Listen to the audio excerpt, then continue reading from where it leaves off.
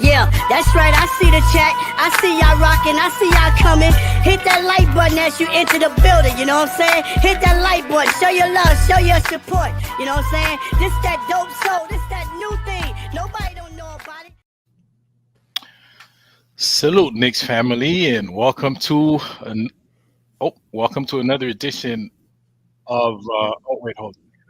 Here, hang on 1 second. Yeah, so welcome to another edition of Just Thinking It show right here on DopeSoulSports Talk, the place to be every Thursday after the two Knicks Chicks show. So shout out to the two Knicks Chicks.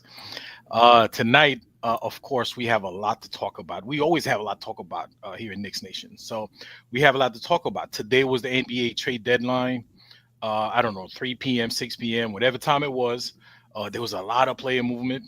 Not so much on the Knicks part. So we're going to talk about a lot, like all the moves that were made. Not all the moves, but the most important moves that were made, and the moves the Knicks made or didn't make. We're going to talk about Mitchell Robinson, his update on his status. We're going to talk about Mitch. We're going to talk about the Knicks have a mini winning streak going on.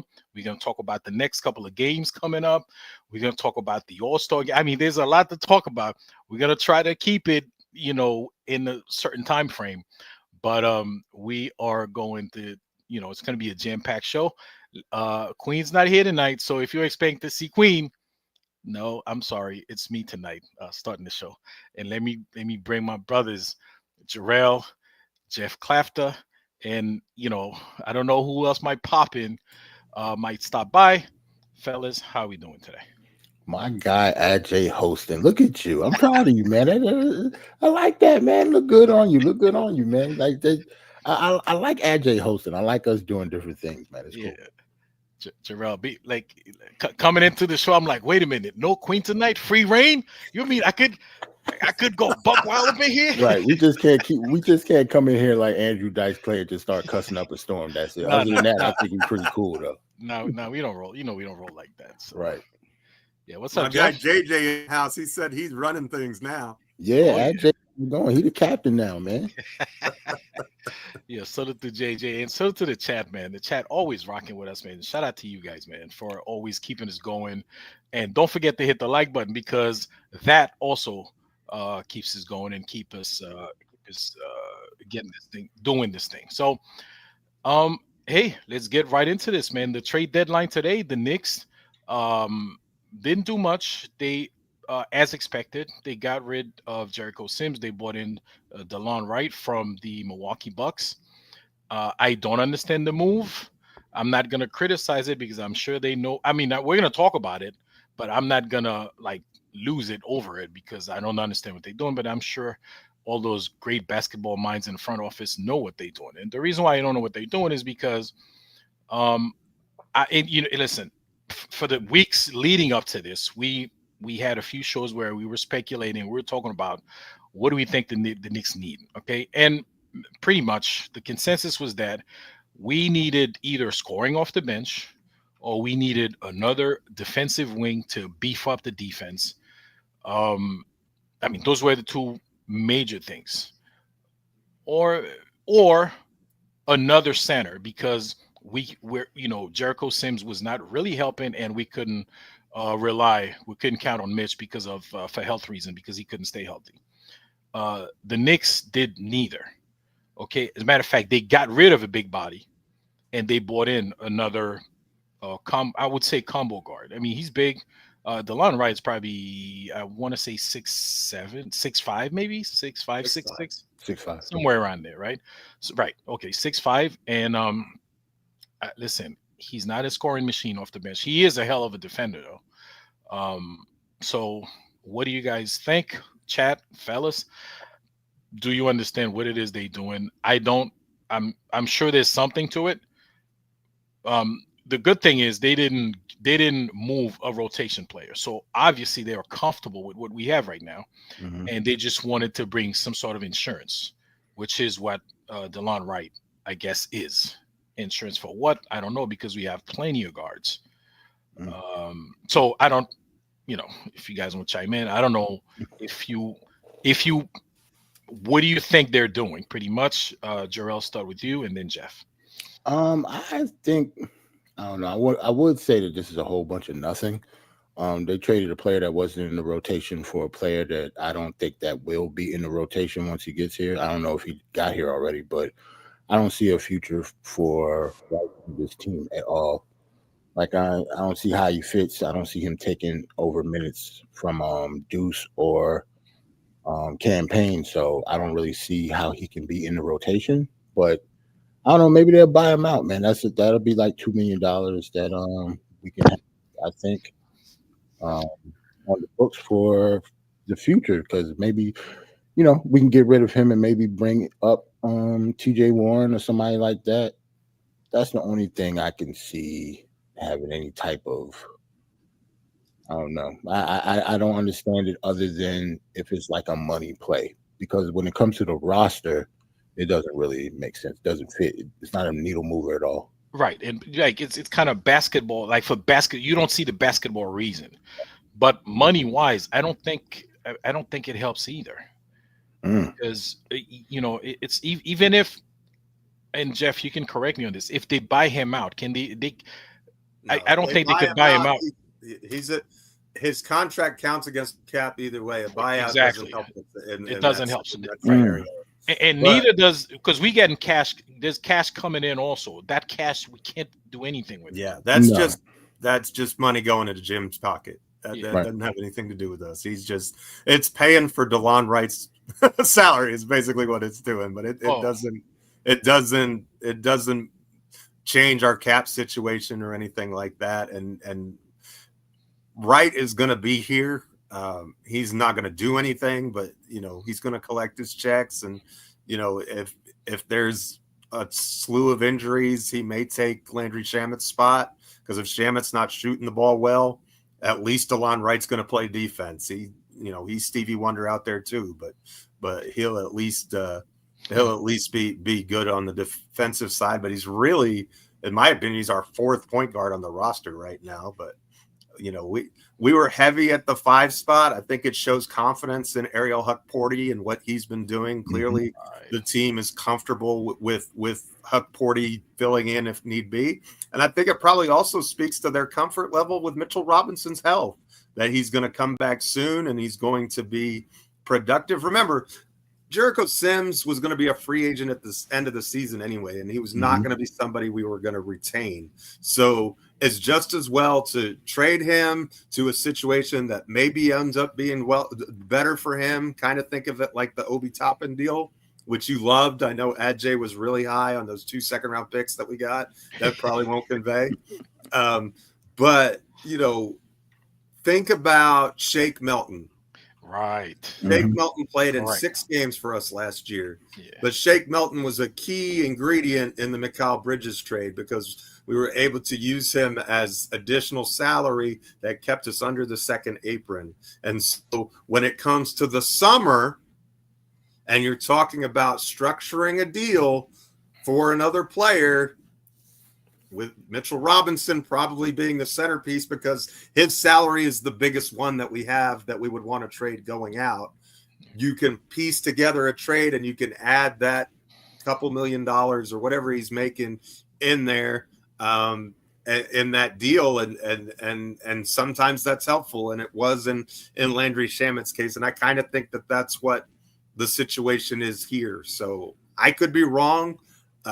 We shuffled the deck chairs. I mean, we turned in one useless non-rotation player for another useless non-rotation player. So, I don't think it's something to get overly excited about. I think if there was a deal out there that would have netted us second-round picks, I think the Knicks would have done that. I don't think it was there. And the reason I say that is because DeLon Wright is kind of like, to me, what compensation can you get that's less than a second-round pick? It's probably DeLon Wright at this stage of his career. I know that sounds mean, but I mean, here's a guy who was rotting away on the bench in Milwaukee.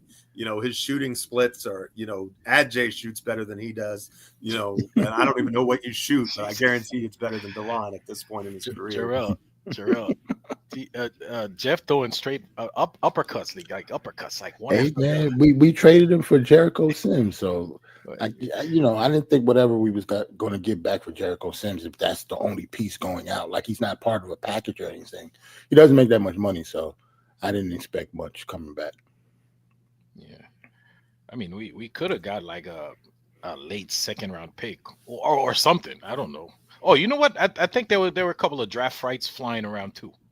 Draft rights for guys who would never be in the league. A couple of guys that play in Europe, maybe as part of the deal. Yeah, Victor Hugo. Like guys who won't be coming here. And Matthias, we sent Matthias Lasort's rights to Milwaukee, and we got what's his name? Hugo. Yeah, something. I don't know. I don't remember it. I don't remember his lad. Hugo Besson, Besson. Hugo Besson. So I guess the whole deal with that is, and the Knicks felt like if you wanted to get to the championship, Hugo first. And so they got Hugo first, and now they're going to go to the championship. This trade is so meaningless that when you look at NBA.com, it's not even listed, by the way. You have to look at Knick Circle to find out what the hell that the deal was. So they moved Jericho Sims, obviously a big, so which means, and as you guys mentioned, they're comfortable with Mitchell Robinson coming back.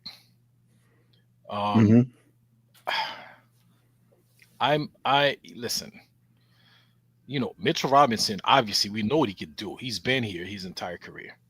Of course, the problem is the injuries, and he gets hurt a lot, like whether contact sports, contact injuries, non-contact injuries, both ways. Okay.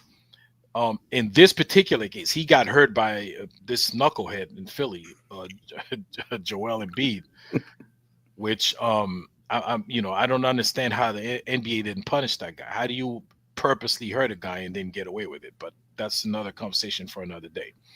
Are you guys comfortable with what's coming? Because I think Mitchell Robinson's been cleared for practice, okay, not really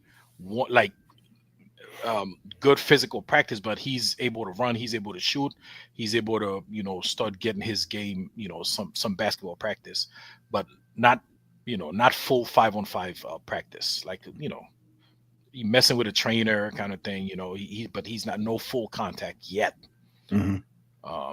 Or you guys, what do you guys think of this? Because I mean, I'm not nervous. You got to trust that obviously Mitchell, listen, the guy's fairly young, injuries. He had a couple of surgeries. So yeah, he can recover, and he's got a great medical team working with him. And if they kept him out that long, because I guess they really wanted him to fully, completely rehabilitate and be ready, they are comfortable with it. So I guess I'm okay with it, but are you guys comfortable with it? What do you guys think? Okay, Geoff? I think it's fine either way. Mitchell Robinson's gravy to me at this point. But I actually think that we're kind of lucky. And what I mean by that is this, we've been able to bring his recovery along slowly because Karl Anthony Towns is here.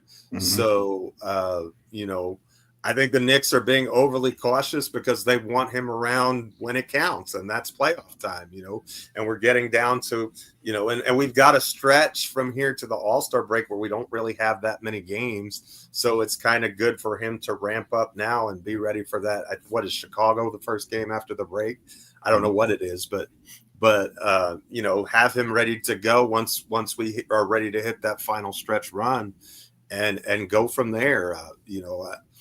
I think they're comfortable with Precious Achiuwa at either the 4 or the 5 spot.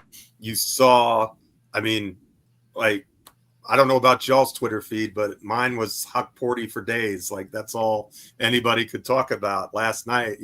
Here's a guy who's played 2 games and is still -6 in those 2 games. But, the Huck Porty era has arrived. So, and I say that jokingly. I mean, he really has done a fantastic job defensively and has done some really nice things. I thought he was an integral part of the win the other night. So I just think that we kind of, you know, when it's a rookie and he has like even a glimmer of good play, he's the next, you know, rotational piece. And when it's a veteran who has a bad game, he's a bum who should never have been acquired in the first place. You know, we probably should take a little bit of time to just see how it unfolds. But look, I think it's important that Thibodeau's comfortable with putting him out on the floor, and he responded and he played well. So, you know, but if Mitch is back healthy, that relegates Huckporty back to the bench unless you're going to be playing him at the 4, which I don't really see. But I think that's part of the logic of the Sims trade. Also, I don't think they saw Sims as a 4 at all, and so it's just kind of getting rid of the glut at the 5 spot and adding someone with a little more positional versatility. A guy who can play the 1 or the 2, for us maybe even the 3, you know, because he's not the biggest guy in the world, but he's a strong defender, and he's, you know, bigger than, you know, he's like 3 inches taller than Deuce. So, you know, I could definitely see him playing the 3 in certain defensive lineups if we're undermanned for whatever reason, and with OG out with his foot for the foreseeable future, you know, you might see him for a game or 2 here and there for, you know, a splash of minutes, but, you know, that's all. But Geoff, I think, and Jerrell, you could talk. You know, I mean, I know you're gonna go next, but I want to, before we lose what Geoff was saying, I kind of think Huckporty could probably get some minutes, even when we have the full roster back, because there are a couple of things that happen. Like, so, first thing, Mitchell Robinson, when he's back, I know Tibbs, like, you know, he does what he does regardless of the medical situation, but Mitch really should be on a minutes restriction. Like, they shouldn't throw him out there like think he's going to be playing 38 minutes, right? Right. So Huckporty could probably get some minutes there. The other thing that happened also is Cat gets in foul trouble a lot. So quite very often you're gonna need another big body in there, and you're not gonna want to use Mitch. And Tibbs, he's gonna have to play Huckporty a few more minutes than he'd want to, I think. Yeah, especially since the OG injury now, and Precious starts and plays more minutes. So yeah, I would guess that Huckporty is going to play a lot more minutes, and I think that really was ultimately why they was so comfortable with trading Jericho Sims. Like, in the beginning of the season, Jericho Sims was logging a lot of more minutes than he has been lately, and I think Huckporty, I don't know, maybe it was a weight lifted over his shoulders. Like, his last game was his best game. Yeah. And maybe that has something to do with it, because they probably knew that Jericho Sims was going to get traded. I don't know. It seems like kind of the writing was on the wall. It seemed like a lot of people, it was a lot of rumors on Twitter saying that he was going to be dealt like before the trade deadline, and he wasn't playing that much. So, yeah, maybe that's what it was. And I think when it comes to trust in Mitch, I'm not so sure how much trust they have in Mitch. It might be more how much trust they have in Huckporty actually coming along faster than they thought of, maybe. Right. Because I don't think they should, you know, trust in Mitch's health, at least not yet. Like, they haven't, you know, they haven't even said that he's clear for full contact yet, right? Not for full contact, like full practice with the guys. He's working with a trainer. Last I read, he was working with a trainer. You know, he was fully training, but not full contact. Not you know. So what does that mean for the team if the team doesn't even practice that often? So I don't even know when he will be able to get like any type of real minutes with the starters on this team. Well, not necessarily the starters with the team in this, like the team period. Right. So yeah, I don't know if they're trusting Mitch more than actually trusting Huckporty coming along faster than they thought of at first. Yeah, I don't disagree with that, because I mean Huckporty, and it's, you know, what surprised me is that when you throw him out there, he plays. When you give him a minute, he plays well, but then he doesn't get a lot of minutes. So you figure this guy's coming along faster than expected. You would see him a lot more. Just try to get acquainted with, you know, get used to the speed of the game. You know what I'm saying? So I'm surprised he wasn't getting minutes especially if what you're saying is right, that they can see him coming along faster than anticipated. Right. You know what I'm saying? So I've seen that a lot. But Ajay, I think one of the things is I think he's got a body of work behind the scenes that we can't see.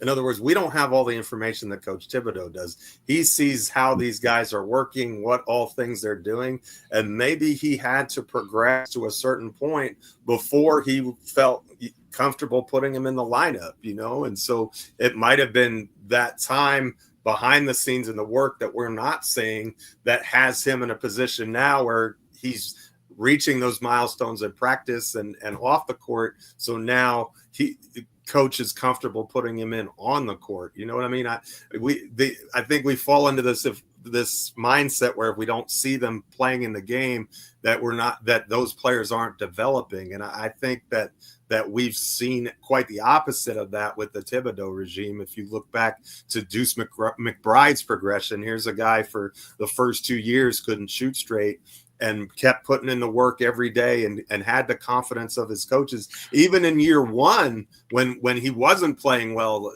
I remember Derrick Rose saying, yeah, he's getting the start for some reason. Derrick Rose like, we already know that this guy has it because of what he's bringing in practice. And so, I think some of that behind the scenes development, maybe he's at a much better place in his skill set and what he's doing now than he was at the beginning of the season, just from being on the practice team and getting to play in Westchester and all those other things. Yeah, that's another thing too. You mentioned Deuce, because I don't know if you remember Deuce, he was a horrible shooter in the NBA, but he was killing it in the G League though. Right. He was shooting he was like 40, 39, 40, 41% in the G League. It's literally the same shot, in the NBA floor, he'd be wide open and throwing up air balls. So, but the coaching staff trusted him and stuck with him, and it's paying off. Do you know what I'm saying? So maybe it's kind of the same thing. Like we don't, us fans, a lot of us fans don't watch the Westchester games. We probably watch highlights, but we don't watch full games. Unless like now the Knicks have like a 5-day stretch where there's no game, you're like, oh, okay, let's watch the Westchester Knicks. I'm still probably not gonna watch though. Actually, I'm not gonna. I'm still probably not gonna watch it. You probably watch other NBA games. But yeah, it's one of those. And somebody mentioned, shout out to Remrock, says now they saying Mitch is practicing full contact. So okay, so that's. That's an update. I didn't see that, so that's good. That's good, Jerrell. So especially with this few days off, maybe they are having a couple of practice sessions. Hopefully, we'll see. Do you know what I'm saying? So, yeah, I mean it's a long layoff between the last game and the Celtics. So yeah, okay. Well, and shout out to the chat. I don't know. There's quite a few comments we highlighted. Sure, I know you could probably go to them before we switch to something else. Hold on. I remember let's get a salute to Kevin Bergen. Yeah. We traded a player that wasn't in the rotation for a player who wouldn't be in the rotation. I don't consider that a trade. Yeah. I mean, to be honest, it does make sense. Sims wasn't in the rotation. He was pretty much like an emergency break glass type of situation, and I don't know if Wright is going to be in that exact same situation, but I just don't see him being in the rotation anytime soon. For what? I don't either, unless, and I think you mentioned that, Jerrell, unless Landry Shamet like really continues to stink up the joint, and maybe they'll throw him in there for a couple of minutes just to give guys a breather. But me neither. I don't see him getting minutes. So, yeah, shout out to Kevin Bergen. Thank you for this. Jabroni. Leon made it. This trade for Sims, to do right by him and get him a place where they can use him. I actually do agree with that. He did the same thing for OB for 2 first-rounders. Leon likes to do right by his players. I kind of agree with that. Like every situation that the guys that has been traded from here, they've had an opportunity to play wherever they got traded to. Like they haven't been stuck in the back of a rotation on somebody else's team, other than except for when we traded oh no, never mind. Like I'm thinking we traded Evan Fournier. We just pretty much just dropped him and he just. So you think Jericho Sims going to get minutes in Milwaukee? Well, I mean, enough minutes he might be in the exact same situation, but they probably can use him more than we did. Really? Because after Brook Lopez, who is like their third center, like after, I know they could put Bobby Portis at the center sometimes. They could put Giannis at the center sometimes, obviously. Brook Lopez, but who are the other bigs? Yeah, I don't think they have any. I think that's exactly right.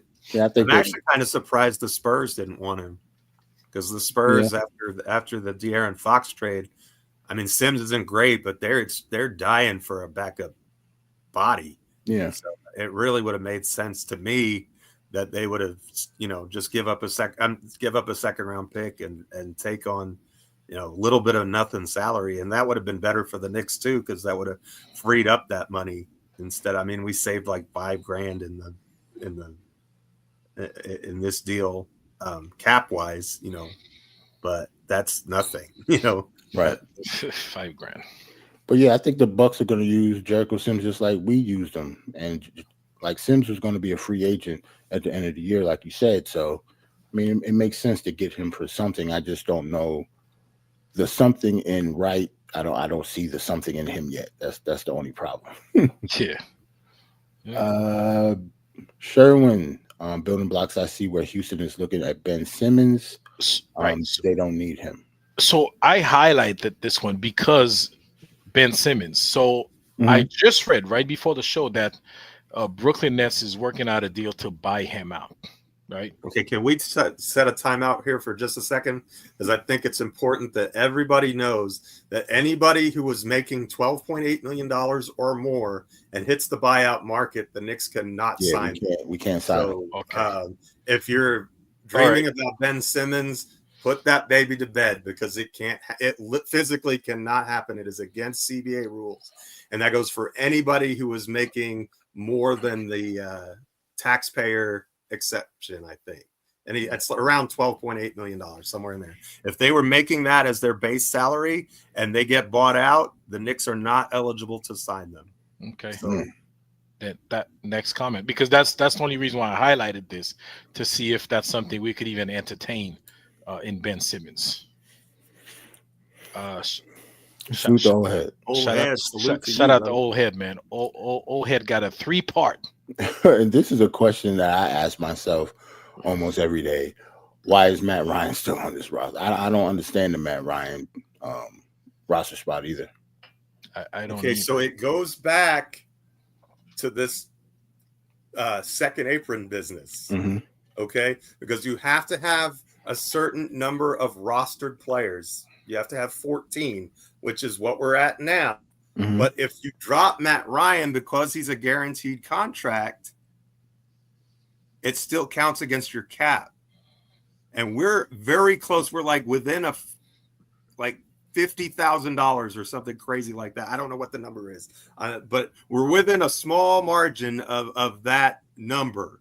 Okay. And so whether we want Matt Ryan on the roster or not, he's there because he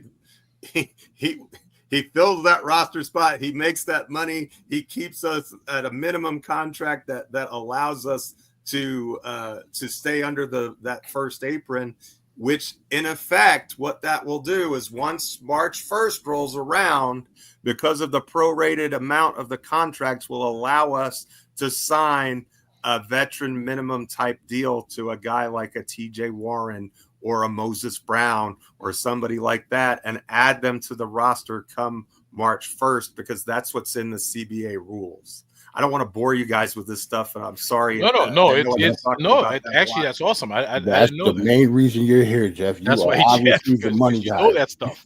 Right. So basically, Matt Ryan, he has to be. He's, I guess, a spot holder, because we have to have that 14 guy on the roster making that money. Correct. Right. Okay. So and if we get rid of him, his money still stays, and we still can't do anything. So he might as well be here because his money counts towards the cap. So yeah, okay, makes sense. It's almost like he just lucked up into an NBA roster spot. He sure did. Pretty much. Salute the old head again. The Knicks have one power forward on the roster, and that's Precious. Yep, and that's followed by this one. Oops. Oh, I put it. Oh yeah, sorry. Yeah, we need another power forward. Precious all we got. You know what? And I thought even when we didn't think like we had our plans, right? The fans, we knew they needed scoring off the bench. They needed another wing. Everybody's looking for wings. Anybody's looking for great defensive wings who can score, like as if those you could pick them or you could find them around the corner. But I thought at the very least we were gonna go for another four for a backup, power forward because we very thin at that spot. Well, at least we, the fan base, we think so. Tibbs doesn't think so. He thinks he's got Josh Hart. OG has missed the last couple games with his foot, but I mean, OG. Think about it this way: OG, Josh Hart are both going to be playing 38 minutes a game. So one of those guys is your power forward, whether you consider him to be positionally or not. Like you can put either guy there; it doesn't matter. But they're going to be filling those minutes, and in Josh Hart's case with the rebounding, other than the fact that of his height, plays like a power forward, like almost a point forward, like an Anthony Mason type, actually, in my opinion. But so one of those guys is in that role. Are they the traditional? What we think of as a traditional four? No, but they both play four at times, and Precious is thrown into that mix too. And he happens to be a 4-5, but I think the league is just that way now. Positional versatility is the exception and not the rule. And the more guys you have that can play multiple positions, the better off you are. Think about the Boston Celtics. I mean, you got Jaylen Brown playing the four there sometimes. You have Jason Tatum will play the four sometimes. It's crazy, just based on their alignment, because it's not about the position. It's about how do they spread the floor? How do they attack? How can you create mismatches and those sorts of things? So true. The rest of the couple comments that were started about the trades, I kind of figured we'll talk about that once we talk about the trades, Ajay. Oh, okay. So the rest of the trades. But and I want to stay on the power forward, right? So, and that's another reason why I'm surprised with the Jericho Sims, because Jericho Sims, he sometimes Tibbs throw him in there as a four. You realize that? Mm-hmm. As a body, like a body for the four, like he grabbed rebounds. He's a pretty good defender on the perimeter, and that's another reason why I was surprised that they bought in a small guy for Jericho Sims. I know he doesn't get minutes, but you still want guys on the bench that you could throw in. At the very least, he was worth 6 fouls on somebody. Jericho Sims. So that was another. I don't know. Like, I mean, listen, the front office, I'm sure they know what they're doing. But that was not, to me, that wasn't a basketball move. That was a money move. I guess in a few months we'll really find out why they did it. But basketball wise, going back to Jericho, I don't see the purpose of this trade. Jerrell, we might as well roll into the trades, because the NBA, there's a lot of player movements. We talk about the Knicks, and we you know what? We might as well roll into that, because roll into the trades. Yeah, roll into the trades, because we got to talk about the so you guys can see, like, a lot of notorious players moved during the trade. Prior to the trade, later in the past week, Butler. Of course, we all know Luka and AD happened. Chris Middleton. DeAndre Hunter went to the Milwaukee Bucks. That's very important to us, because those are that's a team that we're going to have to be playing, and they added reinforcement. I think that was a good move. I think that's a move that's good for them. You mean the Cavs? You said Hunter. The Cavs. I'm sorry, the Cavs. The Cavs adding DeAndre Hunter is a great move for them. For Karis LeVert and Niang, George's Niang. Right. That's a great move because the Cavs they're already on top of the league, the second best. I think they have second best record or toe to toe or with OKC over there on the other side. But definitely in the East they have the best record, and they added reinforcement. So that concerns us because that's a team. If we get far in the playoff, we're gonna have to go through that team. It makes our lives a little bit more difficult over here. Yeah, man. Very good move by the Cavs. DeAndre Hunter is a better defender than Karis LeVert. Offensively, though, it's probably like maybe a wash, or Karis LeVert might be a little bit better. But I think DeAndre Hunter is a better fit, especially next to their backcourt that they have. DeAndre Hunter is long. He plays defense. He can shoot. Yeah, I think it was a very, very good move by the Cavs, man. Like they've been needing a starting three for how many years now, and they finally got one. Yeah. To me, as a Knicks fan, that's concerning. You know. So the Hawks trade deadline. I'm with Old Head. I don't understand what the Hawks are doing at all. Right. I mean, not only did they get rid of DeAndre Hunter, they got rid of Bogdanovich also. And the Spurs own their unprotected first round pick this year, and they're acting like a team that's tanking. Like you don't tank if you don't own your draft pick. I know Jalen Johnson is out for the year, but they're making moves like they own their top pick and they're trying to capture the flag. But I don't really understand that at all. Great move for Cleveland. They were a threat before. I think a lot of people didn't take them very seriously, but you better take them seriously now. And Hunter is a guy who loves to kill the Knicks too. So that's definitely makes them more dangerous. And they were already dangerous because they had the best record in the league, in the conference. But yeah, excellent pickup for them. But it is what it is. The Knicks made their moves in September. We got McCall, and by the way, McCall is like +8 when he's on the floor, which is one of the best plus minus numbers in the league. So for those of you like me who are hand wringing over the number of draft picks we gave up to get him, Bridges is playing awfully well. And then Cat transformed our roster in an amazing way. And so, that was our trade deadline, guys, that, we'll be active again come the off season, and we'll know we kind of need to see this team in the playoffs to really know what we need, in my opinion. Let's see them get a run through and face these teams in a 7-game series and see where our weaknesses are at. And then we'll have more ammo to make a better move than we did at this trade deadline. Right. And another team, of course, that we're possibly going to be, bumping heads with in the playoffs is the Milwaukee Bucks. They got rid of Chris Middleton and they brought in Kyle Kuzma from the Wizards. I also think that was a great move because Chris Middleton, to me, like he was on the, after the injury, he was never the same.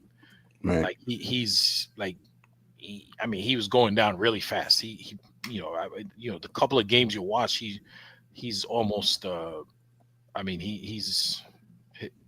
he's at the tail end of his career, I should say. And so they bought in Kyle Kuzma. Did they make another trade, Milwaukee? I feel like they did something else. I thought that was it. Kyle Kuzma, Jericho Sims, and they got rid of AJ Johnson. He wasn't doing anything. Yeah, unfortunately, they did not put Jericho Sims in this graphic. I didn't think that they thought that he was, important enough to put on the graphic. Unfortunately, but yeah, they got Kyle Kuzma there. I think it was a good move by them. They obviously got more athletic and got faster, but I don't know if it moves the needle for Milwaukee when it comes to actually winning the championship, though. Like in the playoffs, when stuff slow down, I don't know how much he'll help them. But we'll see, though. Jerrell, I think it makes them better. It makes them more athletic. Yeah, it makes them more athletic, but in the playoffs, when stuff slow down and you get more into the half court setting, Yeah, Like, I I, hate. I don't know, but like you said, he's definitely a better player at this point because he's more athletic. Because Chris Middleton seemed like he's on his last leg. We'll see. Does it give them a better chance? Does it give them a chance against Boston or Cleveland? I don't think so, but or us. I don't think it gives them a better chance against us either. I think we match up pretty well against Milwaukee. Yeah, it seems I think the Bucks continue to go in the opposite direction from what wins championships. I think that team needed more defense, and I don't think that Kyle really adds that to them. I didn't think scoring was their problem, and that to me, when I think of Kuzma, I think of a guy who's going to bring you some instant offense. I don't think he's as bad as he was in Washington. I think going to the Wizards and you're in that losing situation, it makes it more difficult. I think that you'll see him have a refreshment and bounce back with the move to Wisconsin. But again, I that's a team that needed lockdown defenders, in my opinion, more than another scorer. But I mean, we'll see. But I think that DeAndre Hunter to Cleveland is a much better move than Kyle Kuzma to Milwaukee. Right. And just like Andrew said here, I still got the comment up. Brandon Ingram, a person that some Knicks fans actually wanted to try to trade for once upon a time. He's going to Toronto with RJ and IQ. Yeah. Very, very good. I mean, not good yet. I don't know. On paper, on paper it's good, man. Very nice matchup between those three, and with the other pieces that Toronto have, that's a good move. Yeah, that is a good move. I mean, this year is shot for them, but next season, after they go through training camp and all that stuff, you got to expect that they're going to be better next season, especially with BI. He's injured now because he hasn't really. Pick a day. Like he's pick any particular day or week or month. Yes, BI is injured. Yes, he hasn't. And I continuously try to pick him on my fantasy teams. That's just a glutton for punishment every season. Got to go with the Tar Heel. That's the moral of that story. That's what it is, Jeff. I keep picking these Dookies, man. They're Dookie for a reason, bro. It's as advertised, and you step in it every time, bro. You have to be stepping in the Dookie. We got the boss lady in the chat. Hope you're enjoying. We got the boss lady in the chat. No, it's not a slide, Steph. It's just one little image that I had. I throw my little sauce on there while you're not here. But salute to Steph, obviously. Isn't Ghana like +6? It's like 4:00 in the morning, man. Hey, she love the Knicks, man. She love the Knicks. Nah, Queen's just getting in from partying. She's just getting in at 4:00 in the morning. Yeah. So, and guys, another thing, and we were talking about that before we started the show. Mm-hmm. There were a lot of big bodies moving around the league, man, but the Knicks didn't go for any one of them. Like, not so we here thinking they need backup center. Like we talked about Jonas Valanciunas a lot on with in the chat. He got traded. Kelly Olynyk got traded to the Pelicans. Nurkic, he wasn't playing. He wasn't getting a lot of playing time, but he went to Charlotte Hornets. Like we didn't make a move for 81 of those bigs. Yeah, Mark Williams goes to the Lakers. Martin Williams goes to the Lakers. Wiseman, who wasn't playing anyway, he went to the Raptors. I was about to say, where Wiseman go? I didn't know. Yeah, he went to run basically for nothing. I think for a cash consideration or something. Right, and we got rid of one of ours. we got rid of one of ours. So that's listen. The front office, they got some master plan. I have no idea. I can't even try to figure out what the plan is. I'm sure they know what they're doing. I'm not gonna, bash or say anything, but that's not what I would have done. Right. And I think most of the fan base, that's not what we would have done either. So I think at this point, Leon Rose and the front office has, I don't know. I don't want to say they earned my trust because it kind of sounds corny, but I don't know. It seems like they don't make I don't see them making stupid moves. I don't see the last time. The last time we Cam Reddish. Cam Reddish was on Cam Reddish, and that was a few years ago. It's almost like they learned their lesson with bringing in like Kimba and Fournier, and then Cam, but other than that, everything has been not picture perfect because we haven't, had the end result yet with a championship. But like it's kind of hard to be like, yeah, that was a bad move. Like I don't know. Like the not making a move that might have been a good move. Yeah. Might have been the best move that we could have possibly made. Just stand pat. Just like you said, I don't really get the Jericho Sims move because of what we got in return. We seem like we really can't use. But yeah, other than that, what can you really say other than trusting the front office? Like, yeah. And not that we can't use, but we won't use. Tibbs not good. Won't use that guy. Wow. See, I don't even know if he's I don't know. Like, I know Wright's game. He's been in the league for a long time, but I don't know his relationship with Tibbs. I don't know if he has any type of connection with him at all. So if he's completely new to Tibbs, then no, I don't expect Tibbs to play him. Like, he's not going to just throw him out there just to throw him out there, especially when, like Geoff said, he's like our fourth string point guard. Like, what is he playing for? Like, Tibbs not going to just throw him out there just cause. So.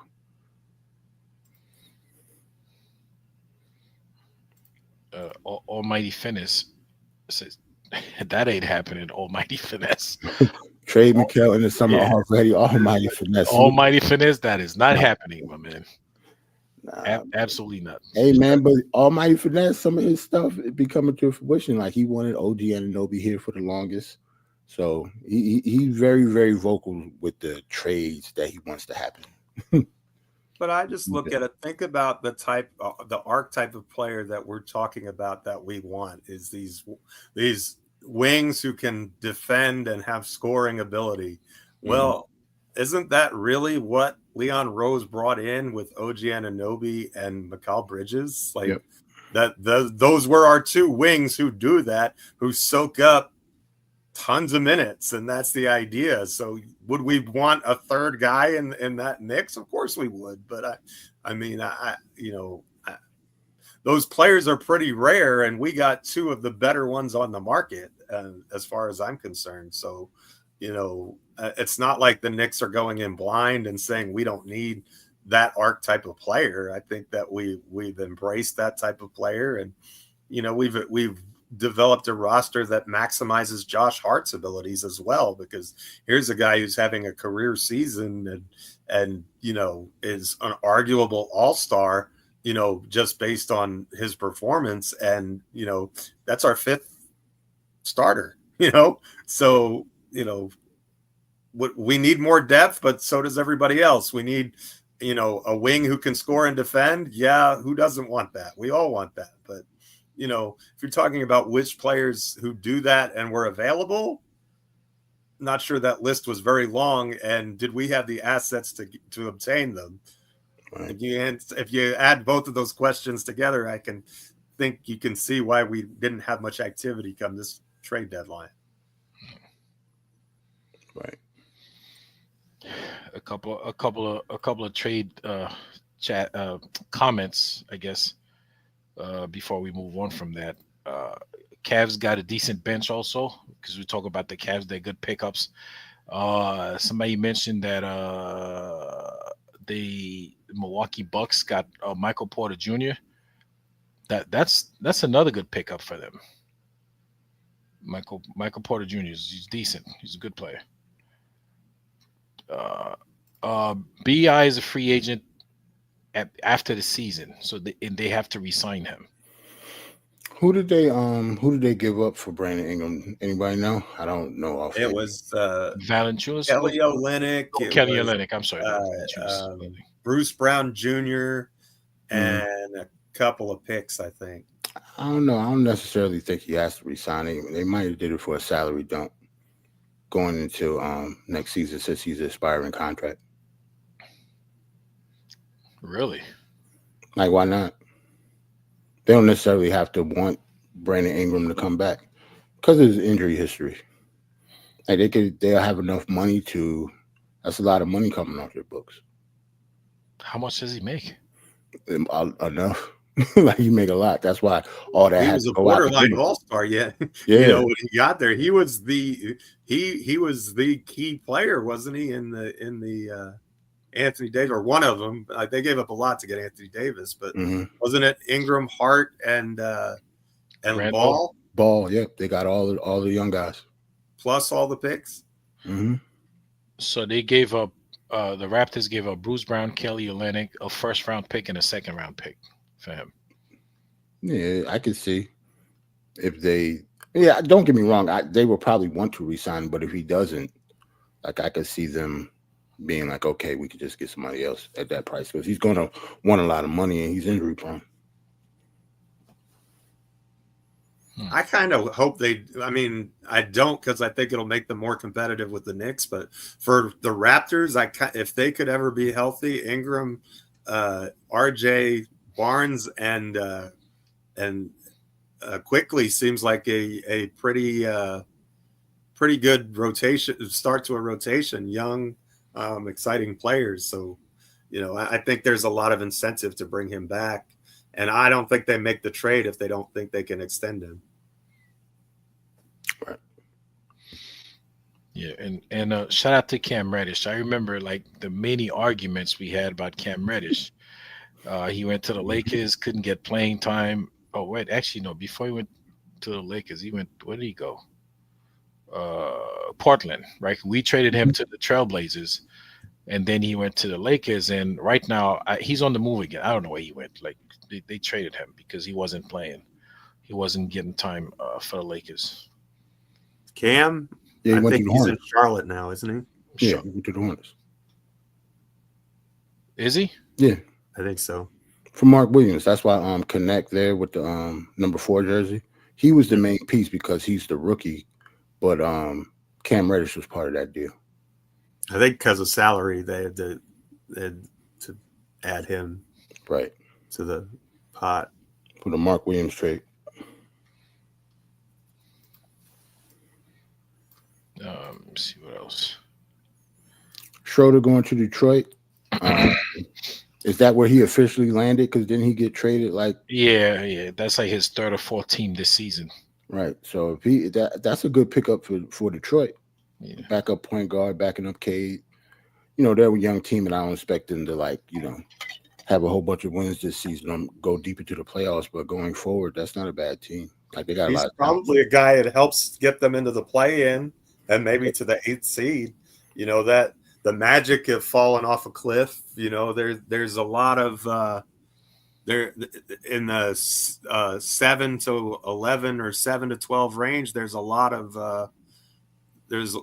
wiggle room, for lack of a better term. So if you can solidify your rotation with a player like Schroeder, who's a vet, that may be the difference between them getting into the play-in and maybe the first round of the playoffs and not. And I think if you can, if you're Detroit and you can get Cade playoff experience, even if it's a sweep at the hands of Boston or Cleveland, that's a hugely successful season, especially considering where they were last year. Right. Shout out to Oldhead says BI makes about $31 million per season. Next season is going to be his last.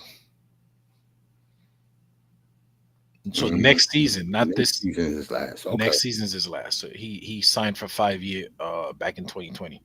Okay. So Almighty Finesse, shout out to Almighty Finesse, wants Andrew Wiggin. I don't. Andrew Wiggins. I don't want Andrew Wiggin up in here, man. Why not? Andrew Wiggins would have been okay.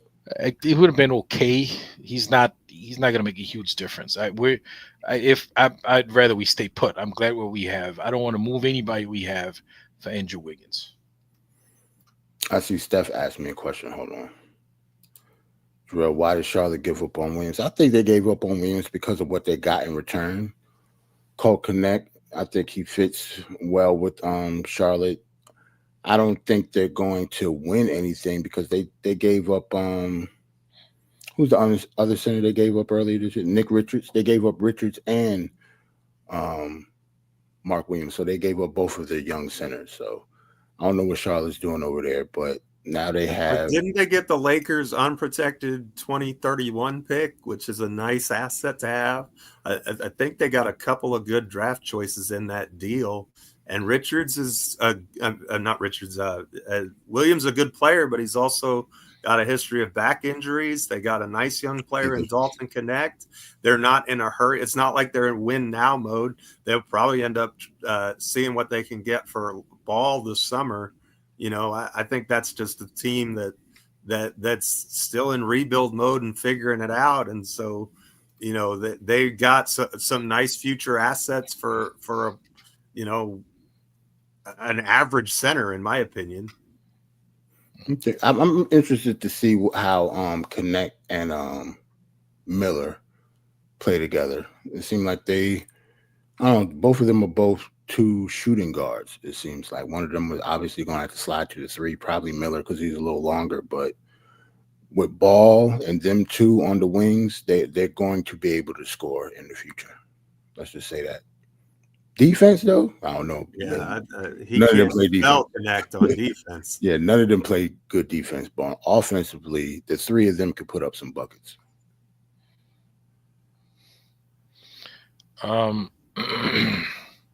Oh, I don't think we have the phones tonight. That's a Queen thing. If we did, we would certainly put it up there for you. So you can call in. You're always an asset to the show. We just don't have the capability tonight, friends. So I apologize for that, but you'll have to wait till Queen gets back in the country. Yeah. Oh, salute to old head. He said they got Nurkic. I forgot about that because he's not on the graphic. But I mentioned that though when I was mentioning the bigs. He went to I don't know what he went Charlotte. Oh, he went to Charlotte. Okay. Yeah, because she asked me why did they get rid of Williams, but they brought in Nurkic in another deal, so maybe that that was incentive in moving him. But I don't know. He seemed like he's still a young. So I think it's just really what they got back when it comes to Connect, I think. Yeah, and somebody mentioned that Brandon Ingram is a free agent this season, Jerrell. Like at the end of this season, not next season. Somebody mentioned that here. I lost that comment, but somebody we could verify that. Yeah, that's okay. Yeah, we could verify that.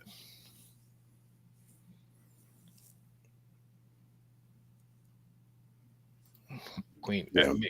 Queen, you might as well jump on. Like, I mean, keep that phone connection. You know the link. It's just, Queen says Williams has been playing well, basically balling since he's been back. True. Yeah, I actually do like him. I actually wanted to. He was one of the draft picks that I wanted. Him and Doran came out in the same year, but like Geoff said, he has been having back problems and he has been hurt. A lot in his first 2 years of the league. So maybe we dodged the bullet, but he is talented, though. He can play, and he's still young. He's healthy. He's exactly what the Lakers need to compete for the championship. I mean, you want to talk about dream fit. That's why they were willing to give up pretty much the last of their draft capital to them with swaps and picks, because a healthy Williams next to Luka and LeBron with everything else they have is pretty frightening. Right. Right. I'm looking at the comments also while I'm doing this. Yeah, me too. I'm looking at the comments. We didn't talk much about I'm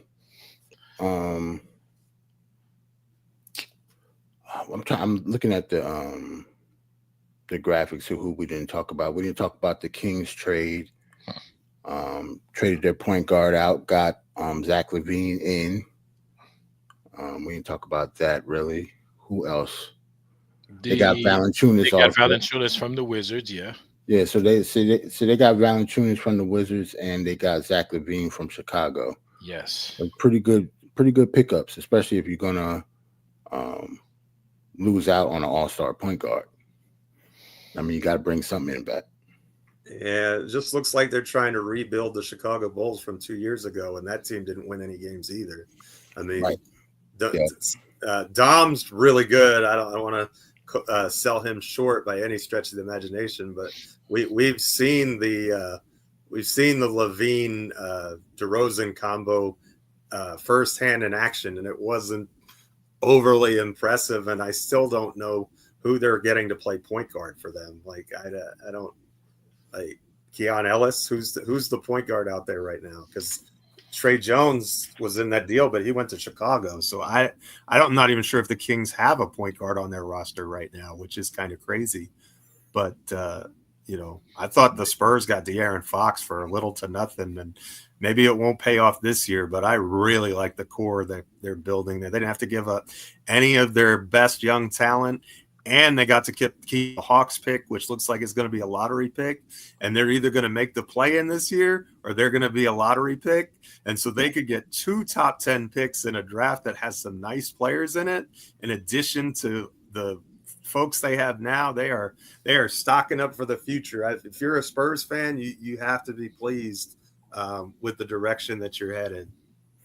Him and Castle in the backcourt, and with Wemby, all they need is like another big, like I think you mentioned earlier. Like if they get a backup big, yeah, well, not even just a backup big. Like you could put Wemby at the 4. They could do the same thing they did with Tim Duncan when he was there. He doesn't have to play the 5. Like he's nimble enough to play the 4. So that's going to be very dangerous if they actually get a real 5 in there, because Wemby is tall. He's not a center though. He's just tall. He doesn't play like a center at all. His back is never to the basket. He's hardly ever in the paint. Like he leaves them in threes. He does block a lot of shots though. Yeah, on defense. Yeah, defense, he's everywhere. He's a monster. Like he's a marvel. Like I don't even know what to categorize him on defense. He's just everywhere because he's so long. In terms of so going back to the Kings, the point guard can maybe they have Malik Monk play the point. I mean, or no, that other kid, Ellis, Keon Ellis. Yeah, Geoff mentioned him before. Do they still got Mitchell over there? No, Davion Mitchell got traded to the Heat. Did he?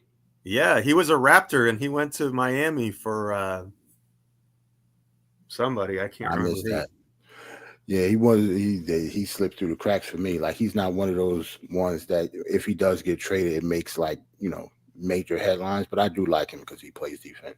So is Malik Monk a natural point guard though? I always thought of him as a 2. He's a combo. Well, he's a combo. He can play point, but he's not a point guard. No, he's a scoring point guard. He's a 2,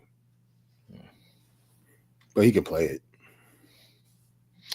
So the Oklahoma City, right? The Thunder. Mm-hmm. We think this team is good. Like they stacked literally at every position. They got guys, crazy talent coming off the bench, but they made a trade. They got Daniel Theis for nothing, literally for maybe second round. Let me see. I had it up here. I'm about to say I missed that trade too. Who did? They got him for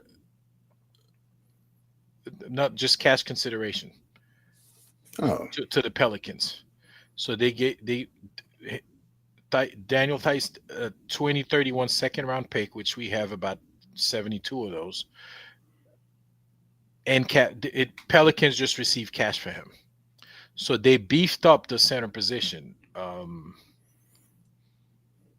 which would make sense because that's the one position they probably would need to beef up since Chet isn't there. And when Chet, just like Wemby, Chet is more like he's big, but he's probably a 4 too. Yeah, but at least he played a 5 for them though. But you are right though, like he could play the 4 also. Yeah. But I hear he's coming back for their next game. I heard he's cleared. I don't know if that's true or not. Man, I heard Chet's going to be back in the lineup. That team, they're revving up soon. OKC is an excellent. I mean, their position is. Yeah, a lot of people forget about Chet. A lot of people forget about Chet. Yeah, Chet Holmgren, he's coming back. So they're in an excellent position, and they have all kind of first round draft picks, all kind of assets. It's unbelievable. Master class in running an organization. That dude kind of came from the Spurs, and whoo boy, has he been. The reason I'm so impressed with the draft picks because I know like the hammer is going to drop down soon and they're going to use those picks for a player. They're not going to draft all those players they can't. Yeah. So I'm actually shocked that they didn't make a move this year with all those draft picks. I think they kind of want to see what they do with this group in the postseason this year, and then this summer. I think if it doesn't work out, don't be surprised if Kevin Durant ends up back in OKC. That makes sense. I can see it. If I was them, I would definitely do it because I'm like look at the lineup. Like he would fit perfect in their lineup. Sure would. Next to Shea, and I have iHeart at the 5 and whatever Williams they say he is at the other 2 spots because I got about 8 of them, you know. All the Williamses. Exactly. Yeah, I'm looking at the chat too, AJ. Yeah, I am. Almighty, who did OKC waive? Almighty finesse. Mm-hmm. I don't know what they were talking about here. I'm trying to follow.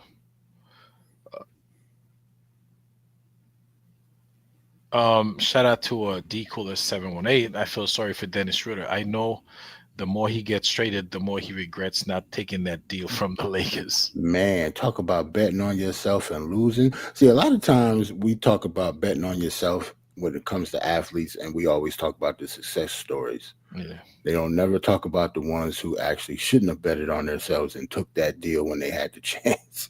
It actually happens a lot, man, in every sport, not just basketball. Well, he was offered like 90 mil or something. No, it was like I thought it was like 1 something. Really? Damn. Yeah, I think so. He bet on himself, and oh no, somebody said 84. 84? Maybe I'm wrong. I thought it was a little over 100. But even though 80, whatever, like he talk about fumbling the bag. That's crazy. Wow.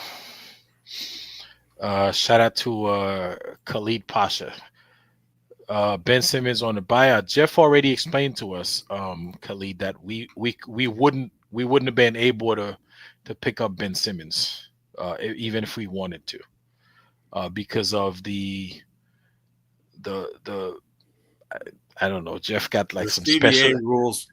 Geoff got some special equation he applies there. You know, he put a couple of parameters, and then it spits out an answer, and then boom, we He can't. brought the abacus out. Now I mean, did his calculations. I did bring the abacus out. I'm not gonna lie. Don't know how to use my calculator on my phone, so I gotta have the abacus handy. Yeah, it's just a CBA rule. Geoff said that we can't bring in anybody that makes over $12.8 million. In the buyout market. That's so when you're over the first apron, there are limitations on your franchise for who you can acquire, and that's one of them. And we're just below the second apron, so we're not in the most restricted area like the Celtics are, but we are in a restricted. Plus, you have to remember we don't technically we're up against that second apron as our hard cap right now, so. We don't even have money to sign him if we wanted to. Like come March 1st, we'll be able to get a veteran minimum player on a prorated salary, but that guy's probably not going to crack the rotation. So, but there are names out there that you can go through if you want to. I kind of think it's a frivolous exercise, but if you're just into the new thing, the shiny new object or whatever, then you can talk about that. But this is pretty much the roster we got. Mitchell Robinson is going to be our trade deadline edition, and we're just going to have to roll with it and see where it goes, and then we can have all of these fun conversations again this summer and come the draft, and I'm sure they'll be very interesting. So there'll be some time, but for right now, the rotation's pretty much who we have in the building. Pretty much set. And with Mitch coming back, I think the front office is confident. They like where they're at. You know what? Why wouldn't they? Look at the team's record. The team's doing pretty good. Mm-hmm. And Boston losing tonight, I don't know how many games we are, but we can't be that far from Boston at this point. I think we're a game and a half behind them. Game and a half. So we could be a half game behind them if we win on Saturday. Let me double check that, Ajay. You're probably right. I think last I checked, we were 2 games behind them, so you're probably right. Yeah, we're a game and a half back. They're 36-16. We're 34-17. All right, so right, which means by Sunday we're gonna be half a game behind them. Yep. Hopefully. No, listen, man. All right, it's we're gonna be half a game. Saturday night we're gonna be half a game behind the Boston Celtics. I love the confidence, Ajay. Love it. Shout out to D Public Enemy, says Knicks could have gotten Jonas Valanciunas for chopped cheese. That's true, but then we would have wasted that chopped cheese. That chopped cheese probably played better defense than Valanciunas. Damn. Am I lying? You tell me. No. Am I wrong about that? Like, am I just hating? Look, I'll apologize if I'm out of line here. I don't get the Jonas Valanciunas hype. I'm not. I don't. No, I don't think he fits this team, to be honest. He plays no defense. Shout out to Wiz BKLA, says Brunson could have bet on himself and not signed his max last summer, and an injury could have cost him a Boston Isaiah Thomas career. Listen, that's always the case when players bet on themselves, right? That is always the case. You take a chance. Yeah. And you can never trust the front office to you know to take care of you if you get hurt. To be loyal? No. To be loyal, that's not happening. I don't care if your daddy works for the team. They'll get rid of him too. You know? I mean, this is a business. If you can't perform, if you can't play and they don't have to pay you, they're not going to pay you just to be nice to you. That's just not going to happen. Unless you're Bronny James. That's true. That is definitely a good example that I have no argument for. I know. No argument for that one. Knicks 100 GM said that Bucks and Raptors trade gonna cause problems, and we did touch up on those earlier. Knicks 100 GM, not just that, but also the Cleveland Cavaliers made a wonderful trade by acquiring DeAndre Hunter from the Hawks. Right. You know, I think that's more trouble than Bucks and Raptors. I'm not worried about the Raptors this season though. I mean, we don't even play them anymore. We swept Toronto. Yeah, we don't play them. They're not going to make the playoffs. So it's not that I don't know that they're not, but I don't see that happening because unless I mean, it's going to be tough for them to make the playoffs at this point. The main trade that happened and the most shocking one is the one we never even talked about. It's the only one we didn't talk about on this graphic. We didn't talk about Luka and Anthony Davis at all. Listen, man, I don't know. Hey, man, that was huge, man. Luka being dealt was crazy. 25 years old, with the accomplishments that he has in the league so far. Went to the finals last season. Yeah, that was shocking. That trade is so suspect. I don't want to talk about it. I want the FBI to come knock on my door and say, what'd you say about the trade? It's all about relationships, man. The two GMs that made the trade, I don't know, they made it seem like it was some big secret nobody knew. They said LeBron didn't even know, which is obviously surprising, but like the GMs are friends. So, you know, this is a business. It's all about relationships. Yeah, but is that business though? Because it's all about friendship with those two.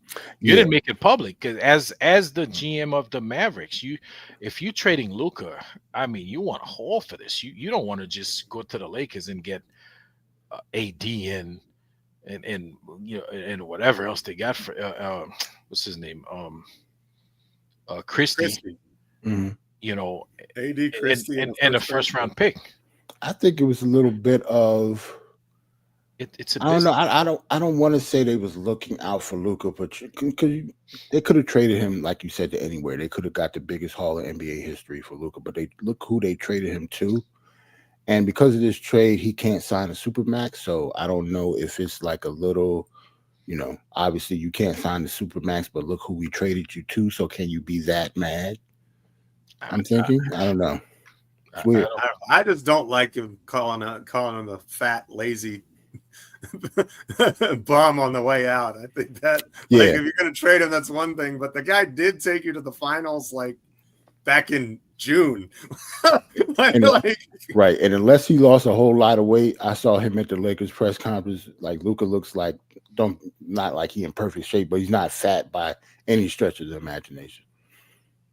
Man, and he couldn't have 5,000 pounds the way that the right. He couldn't have lost that much weight anytime recently because he has a calf injury. He's not even running. So yeah, I don't know what that was about. But you know what? People are really underselling how good Anthony Davis is. You know, they say that like I've seen so many takes, and I would not have made the trade, to be clear. I don't think long term I think it's better to have the 25-year-old top 5 player who hasn't asked out or been a contract issue or anything like that versus the guy who's 31 when both have had injury concerns. But Anthony Davis is probably still a top 10 player in this league, and he fits really well with Kyrie Irving and Klay Thompson and the other pieces that they have.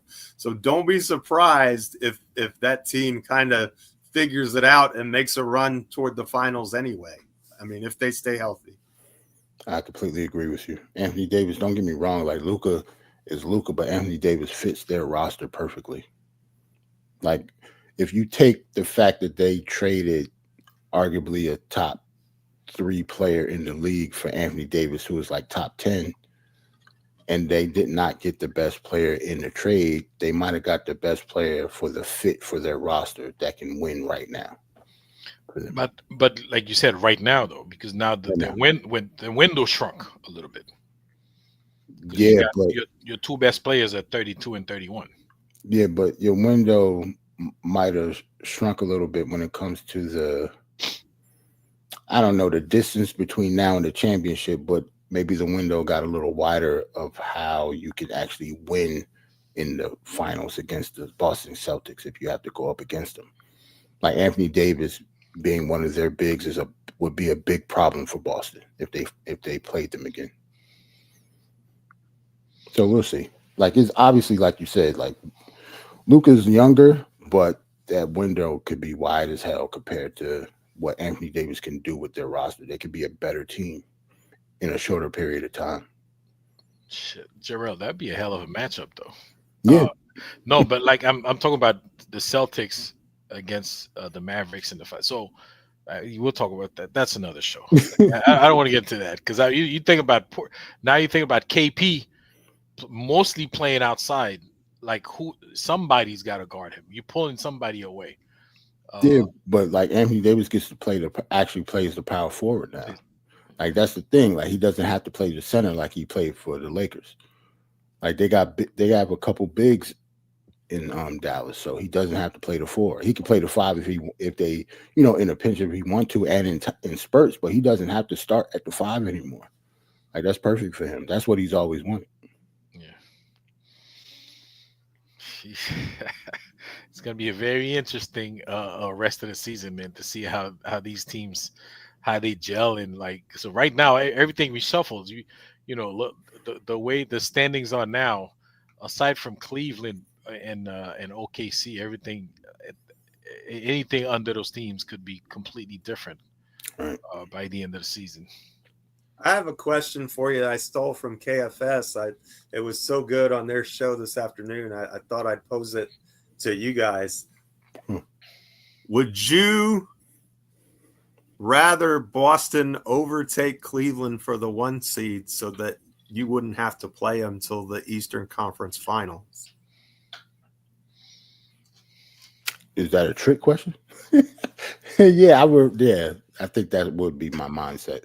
If I had a choice, I would rather wait and see Boston late as I can, because ultimately they are the team to beat. Like I know the Cavs have a better record than us, but I would definitely rather play the Cavs earlier opposed to the Celtics.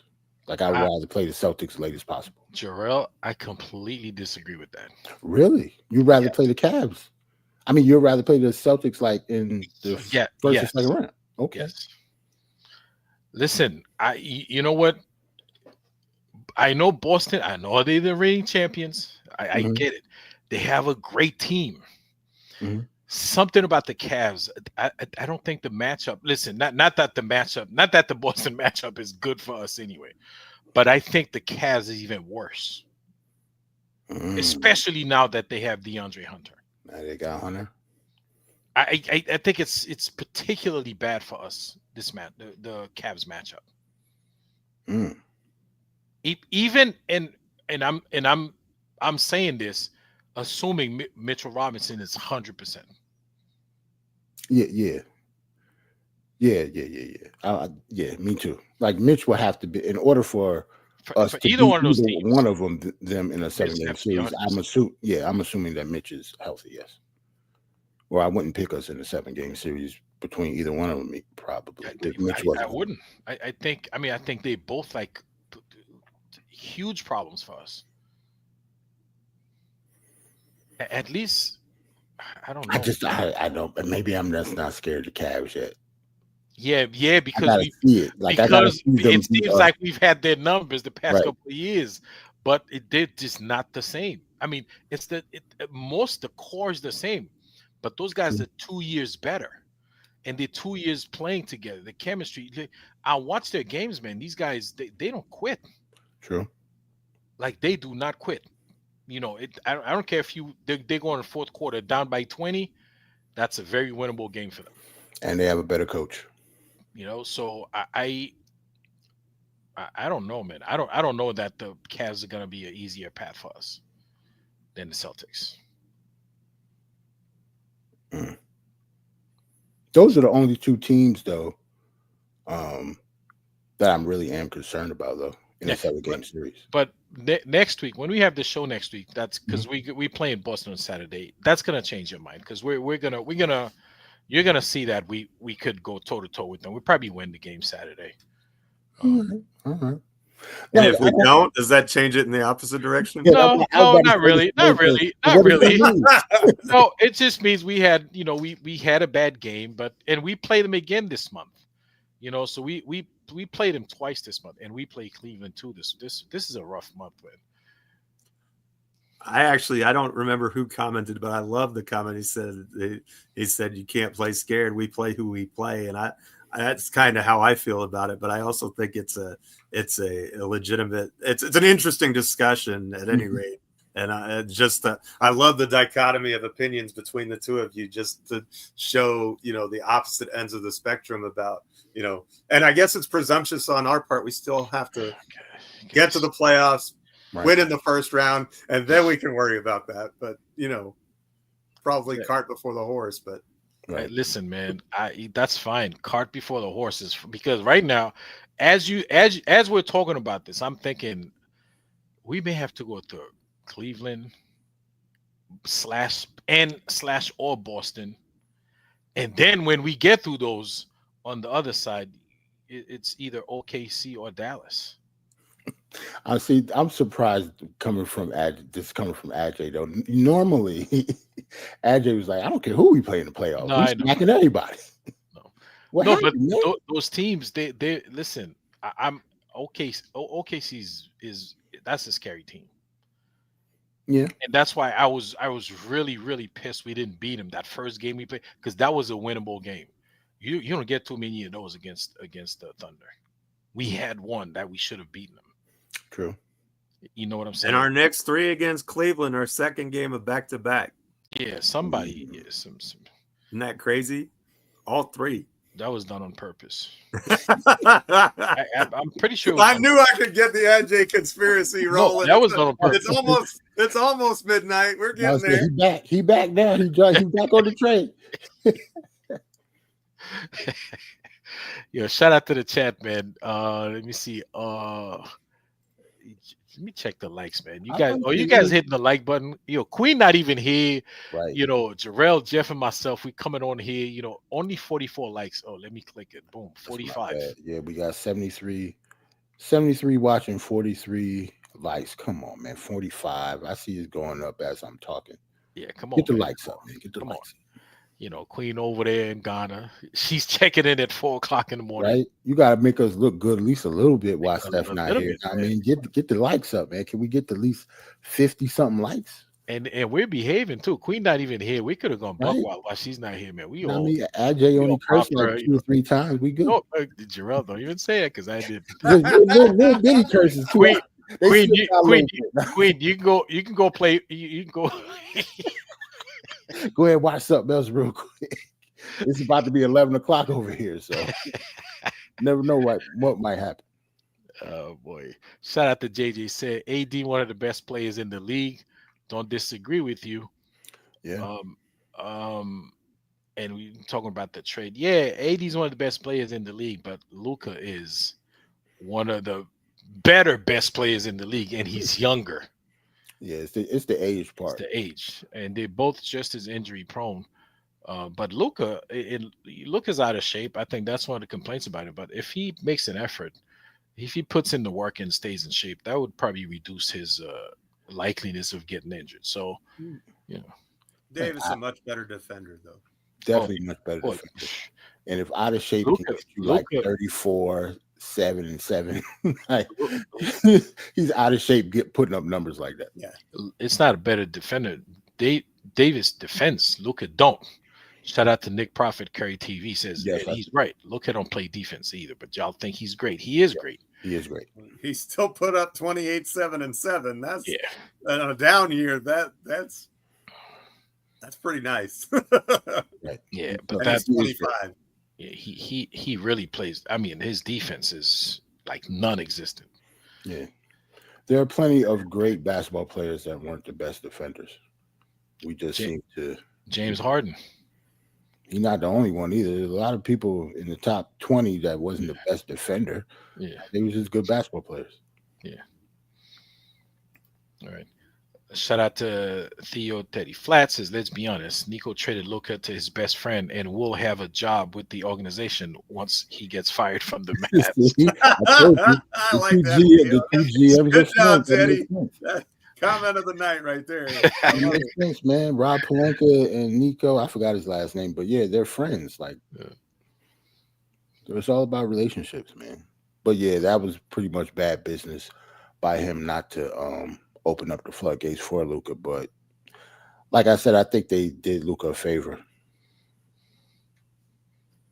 They didn't do their fans any favor. I know that. They're all heartbroken. Absolutely not. They lost 1 million followers on X in one day. That's not easy to do. For real? I didn't know that. That's crazy. What happened, Geoff? They lost 1 million followers on X in one day after the trade. That's how crushed Mavs fans are. You know they have a Dirk statue outside of the Mavericks arena, right? You know, they was laying out Luka jerseys like it was a memorial. Yeah, they was. You're right.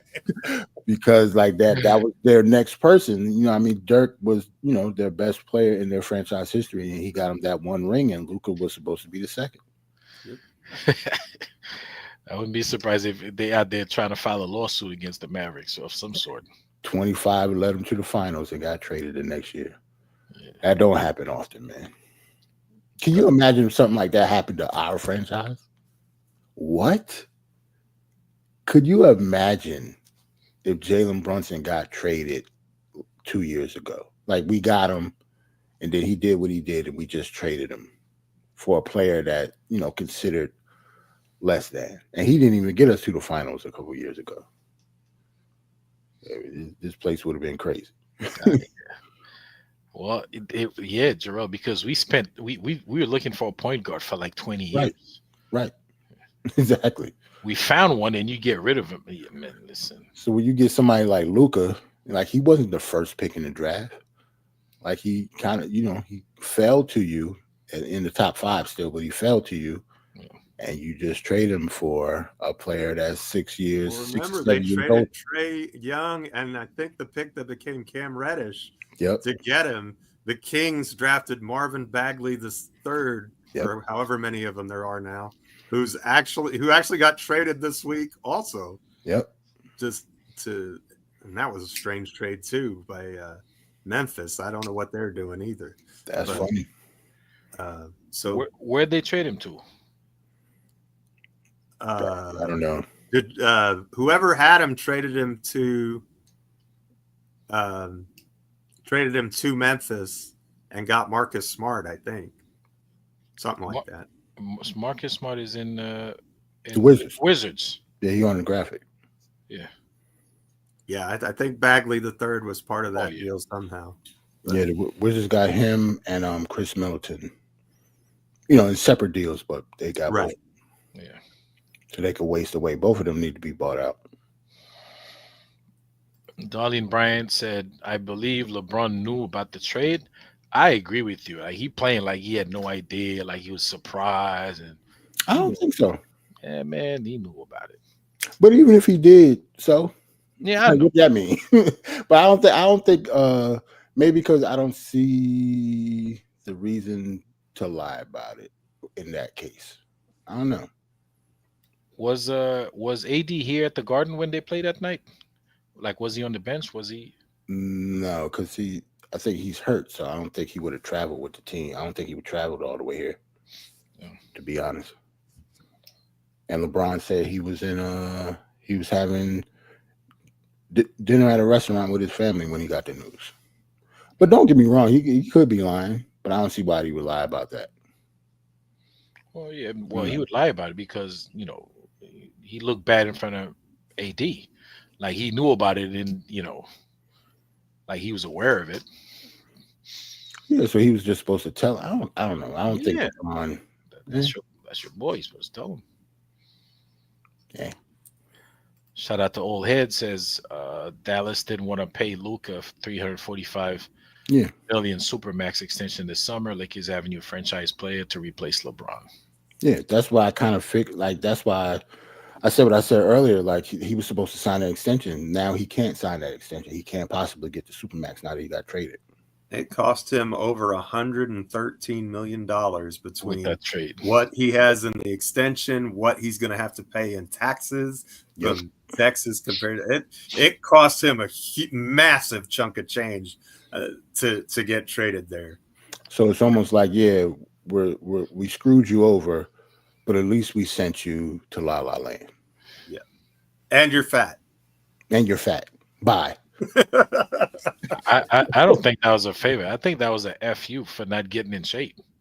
Nah, to go to the Lakers, it's never FU to get traded to the Lakers, AJ. They're arguably the number one franchise in NBA history. Yeah, you tell that to Cam Reddish, though. What? Yeah, I guess Cam Reddish didn't like the Lakers way, but he didn't play, yes. He didn't play anywhere. That's all. No matter what city. Cam hate all the cities did. What are you going to do in Charlotte when they don't play him there neither? Theo says AD will be free from LeBron. He's going to be playing the 4 now and will ball out with having rim protection behind him. Yeah, yep. Hopefully it could keep him healthy too. He won't be banging down low as much. He's still going to help rebound and play defense because that's just what he does. But he is going to be rim protector. No, I think Lively is hurt. But he's going to come back. Gafford, though, don't they? But they still got Gafford, so he does not have Gafford. Lively's not a great shot blocker. He grabs rebounds, Lively. But AD and Gafford are probably going to be protecting him. I think both of them will be. But Gafford could protect him by himself. Like, he's a good defensive center. Yeah. Now that AD got him, like, to go along with him, that's going to be. He's going to love that. That's a good team, man. They deep too. They still got Spencer Dinwiddie. It's like their backup point guard. They got a bench. About Quentin Grimes getting traded again. Yes, Quentin Grimes got traded. He not on the graphic either. But salute to Quentin Grimes for having a new home. Who he get traded for again? He got traded from one person. It was a 1-for-1, right? Yeah, it wasn't a package. Martin of some sort, I think, to Philadelphia. Right. Caleb Martin. One of the twins, yeah. Well, he back in the hood. He back in the neighborhood. He's back over here on the East Coast. He's in Philly. Mm-hmm. Maybe he'll be roommates with DX Relish. Shout out to DX and shit. And I do work with a lot of Sixers fans. None of them said anything about the trade today, so you could tell it did not move the needle at all. They didn't care. JJ's taking away his like because we don't have Grimes on the graphic. We didn't make the picture, bro. It's not us. Can't blame us. Shoot the Grimes, man. Grimes not on the graphic. He didn't make the final cut. Yeah, was there anything you wanted to talk about, AJ, other than the trades? Like you said, it was a couple other stories. No, there's a few other stuff, right? Yeah, so you might as well, get them. And we mentioned Knicks stats, but what I before the All-Star break, there's actually the whole month of February to me have a bunch of games. I know we can't. I think we play 13 games. How many games we play? Let me see. I don't know. I'm looking up our schedule now. We play 11 games in February. Mm-hmm. Obviously, we can't go 11-0, right? I would like to, but I really think every game on that schedule is something we should go out there with the intention of winning. Okay, so we only got 8 left though. We got 8 left, right? So we lost to the Lakers, whatever. So we won Houston. We beat the Rockets. We beat the Raptors. Mm-hmm. Boston obviously has to be a revenge game, so we have to go in there. We have to beat them. We have to beat them, and especially we played them twice this month. You don't want the second game this month, which would be the third game of the season. You don't want to go to that game like having lost twice already to them this season. All right. So, and especially they're within our division where we are right now in the standings. You want to beat them so you could get to that half game behind them. All right. Mm-hmm. After that, before the All-Star game, we play the Pacers and the Hawks. Mm-hmm. We had those. Obviously, you have to beat those two teams. Those are revenge games too. Those are revenge games. Well, the Hawks, we beat the Hawk. We're 2-1 against them. Okay. So we have to level the season series. I think that's the last game we play with them this season. The Pacers, they beat the crap out of us earlier in the season, so we have to get that back, right? So then there's the All-Star break. Then we play Chicago and Cleveland back to back. Both of those are revenge games. We have to win those 2 games, guys. It's a tough month. Every game can't be a revenge game for you, man. No, why not?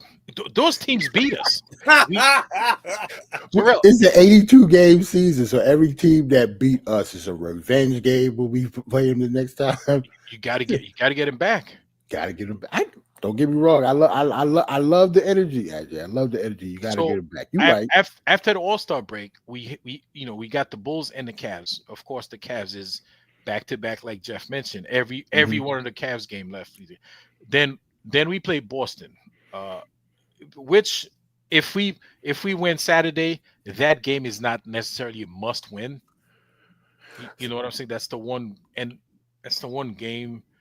I actually hate that game the worst because even though we have a long stretch between the Hawks and the Bulls, but we played 2 games back to back, only had 1 day of rest, and didn't have to play Boston. Right, we have to play 3 games in 4 days. Right. So that game is not looking good for us. That because that 1 game, that 1 day of rest, it would have been nice to have 2. Yep. Agreed. And we have 2 games. We play the 76ers, whichever way that one goes, I don't care. And we play Memphis. They come in hard because, we demolished them the last time. So revenge game for them. For them, yes. So we have to be ready. We have to be ready to take the blow and then hit them right back. Okay. Right. So having said all that, right? We know Cat has a lingering finger injury, right? Mm-hmm. That All-Star break, if I'm Cat, like if you're Cat, do you go to that All-Star game? Or you go and like did like Giannis did last year, just show up and I don't know, and honestly touch the ball and then leave the floor. If you're asking me personally, if I'm Karl Anthony Towns, I will go start and then get out of there. Like I wouldn't play that many minutes because of my thumb.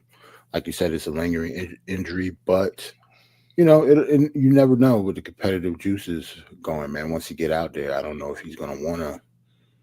It's like he's starting in the All-Star game. Like it's a big deal for him. So like I see what you mean. Like I agree with you. To me, he should not play, but maybe he'll play a couple minutes and then sit down. And if his hand injury can't get worse, like if he can't, like if it's just one of those situations where it's going to bother him, whether he does anything or not, then as long as he can't make it worse, I don't see the problem with him playing. It's an all-star game. It's not like they're, high intensity. Like it's a pickup game. It's like, it's a scrimmage. It's not even a scrimmage half the time. It's just like a dunk fest. Like nobody takes it seriously until the fourth quarter. So, I mean, and even then, really, they all score, try to get the MVP trophy. I don't know. I would sit it out, man. Or I would play a couple of minutes. And who's coaching that? The Cleveland coach, right? Atkinson. And if I'm Kenny Atkinson, I'm playing Cat like 40 minutes, Nick. Right. I'll wear him out. You right. I'll wear him out. Him and Jalen Brunson. Yep. Because I play him a couple of days. He getting the Josh Hart shift. He's playing 53 minutes of a 48-minute game. I would play all the Knicks and all the Boston players the whole game. Oh yeah, the whole game. If I was them, especially the Knicks, like well, they on different teams though. Oh, are they? Yeah, one of them's on Team Kenny and the other one's on Team Chuck. Oh, that's right. They had the draft for the. They do it. That's how they did it this year. I forgot. Right. They don't do the best on Team Chuck and Brunson's on Team Kenny. Right. Yeah, and I had a note here. Shout out to Nick Hater #1, Shaquille O'Neal. I knew neither one of those Knicks was gonna make it to Team Shaq. All right. I knew it. I should have bet. I actually looked at bet, but nobody. There was no such thing. Like, who's gonna make Team Shaq? There was no such bet out there. I would have won that.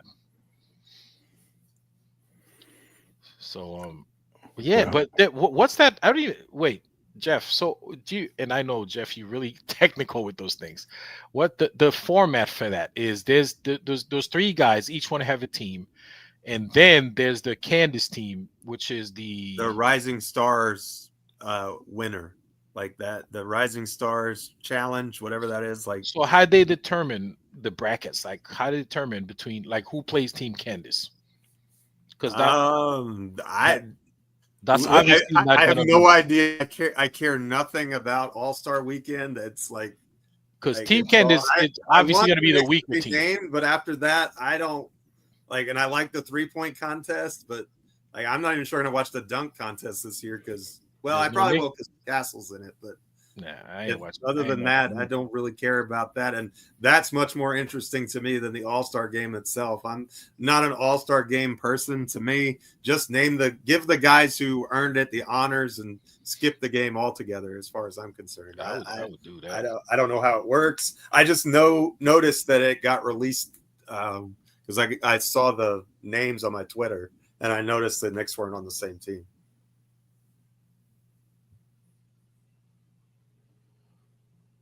I don't think I'm going to watch that game. I don't think I'm going to watch none of them. I'm going to turn it on. Nah, it won't even be background noise for me. Because, we have nobody in the 3-point contest. We have nobody in the dunk contest. There's nothing to watch there. You can watch the other players, AJ. No, sir. I am not interested. Who's in the dunk contest? I don't even know who. Man, I don't know, man. It's Steph Castle, some white guy from Chicago that I don't know. The rookie, right? What? The rookie, right? Isn't he a rookie? Yeah, I think so. I forgot his name. And all I know is Castle's in it, and that's salute to Hard Will. That's all I know, and I hope he wins. That's the only reason I want him to win. Yeah. Like, I hope he wins Rookie of the Year, too. Oh, and Mac McClung is back to he's win back? for the 19th year in a row or whatever. I don't like bringing G.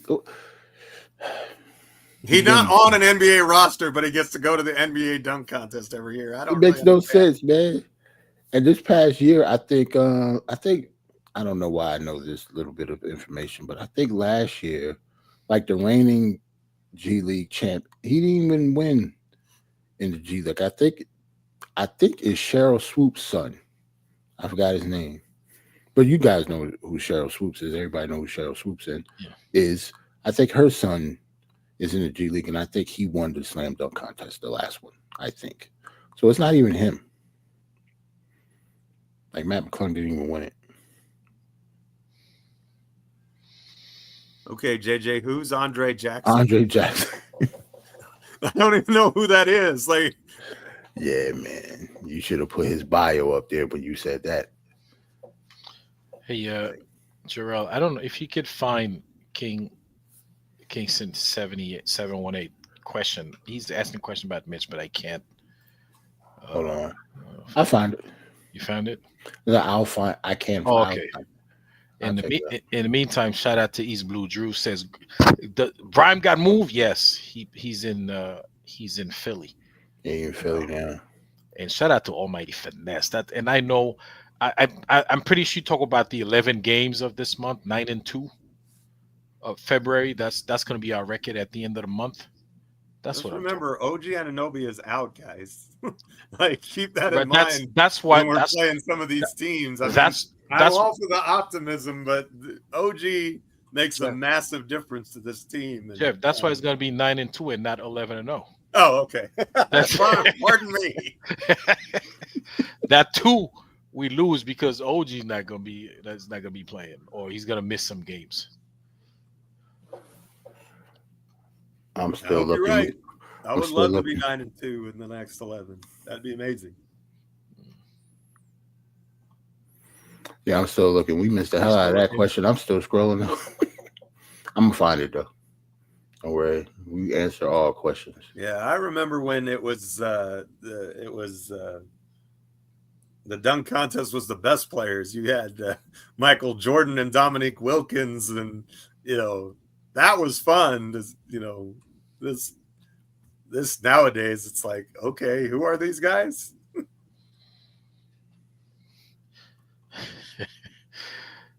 JJ said, "Yo, JJ, we're not playing the Nets. There's no Nets on the schedule this month, man." Give me yeah, but I think he's just saying in general, everything's a revenge game for you. You're gonna change your name from Ajay de Villain to Ajay de Revenge.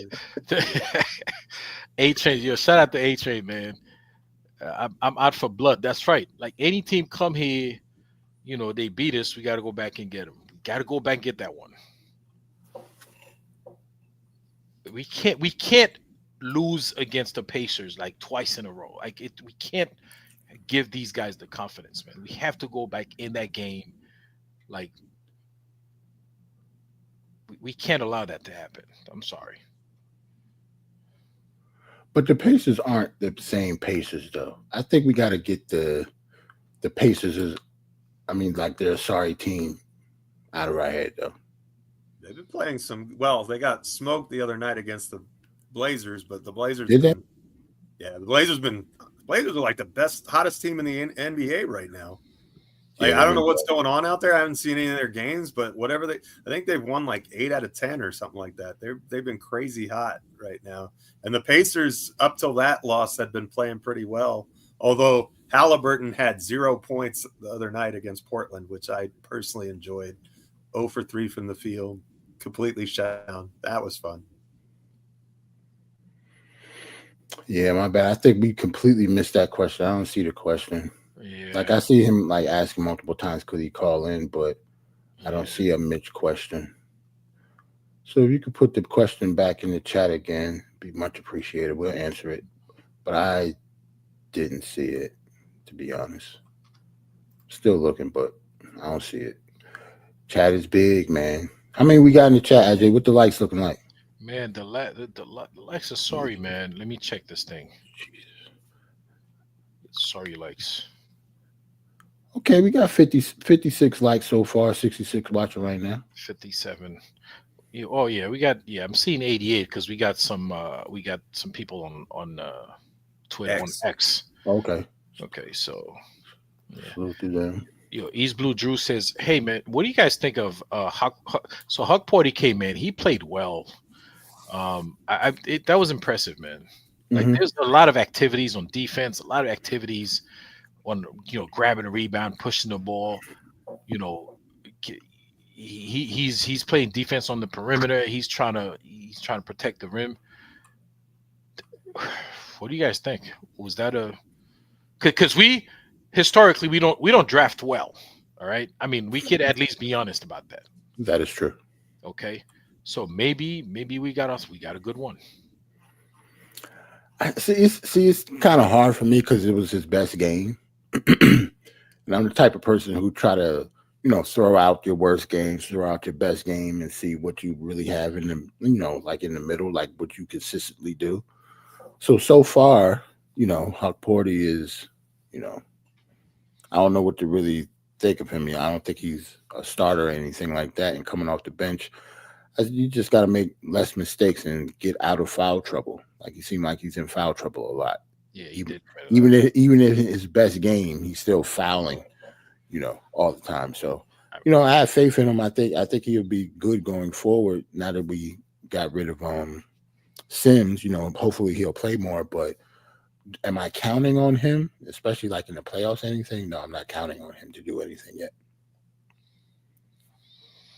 Look, he had a terrific game. He was a key to our success for sure, but the minutes and the sample size is extremely small. They did a good job when he was in there. His perimeter defense on Barnes was very good, but let's not get carried away.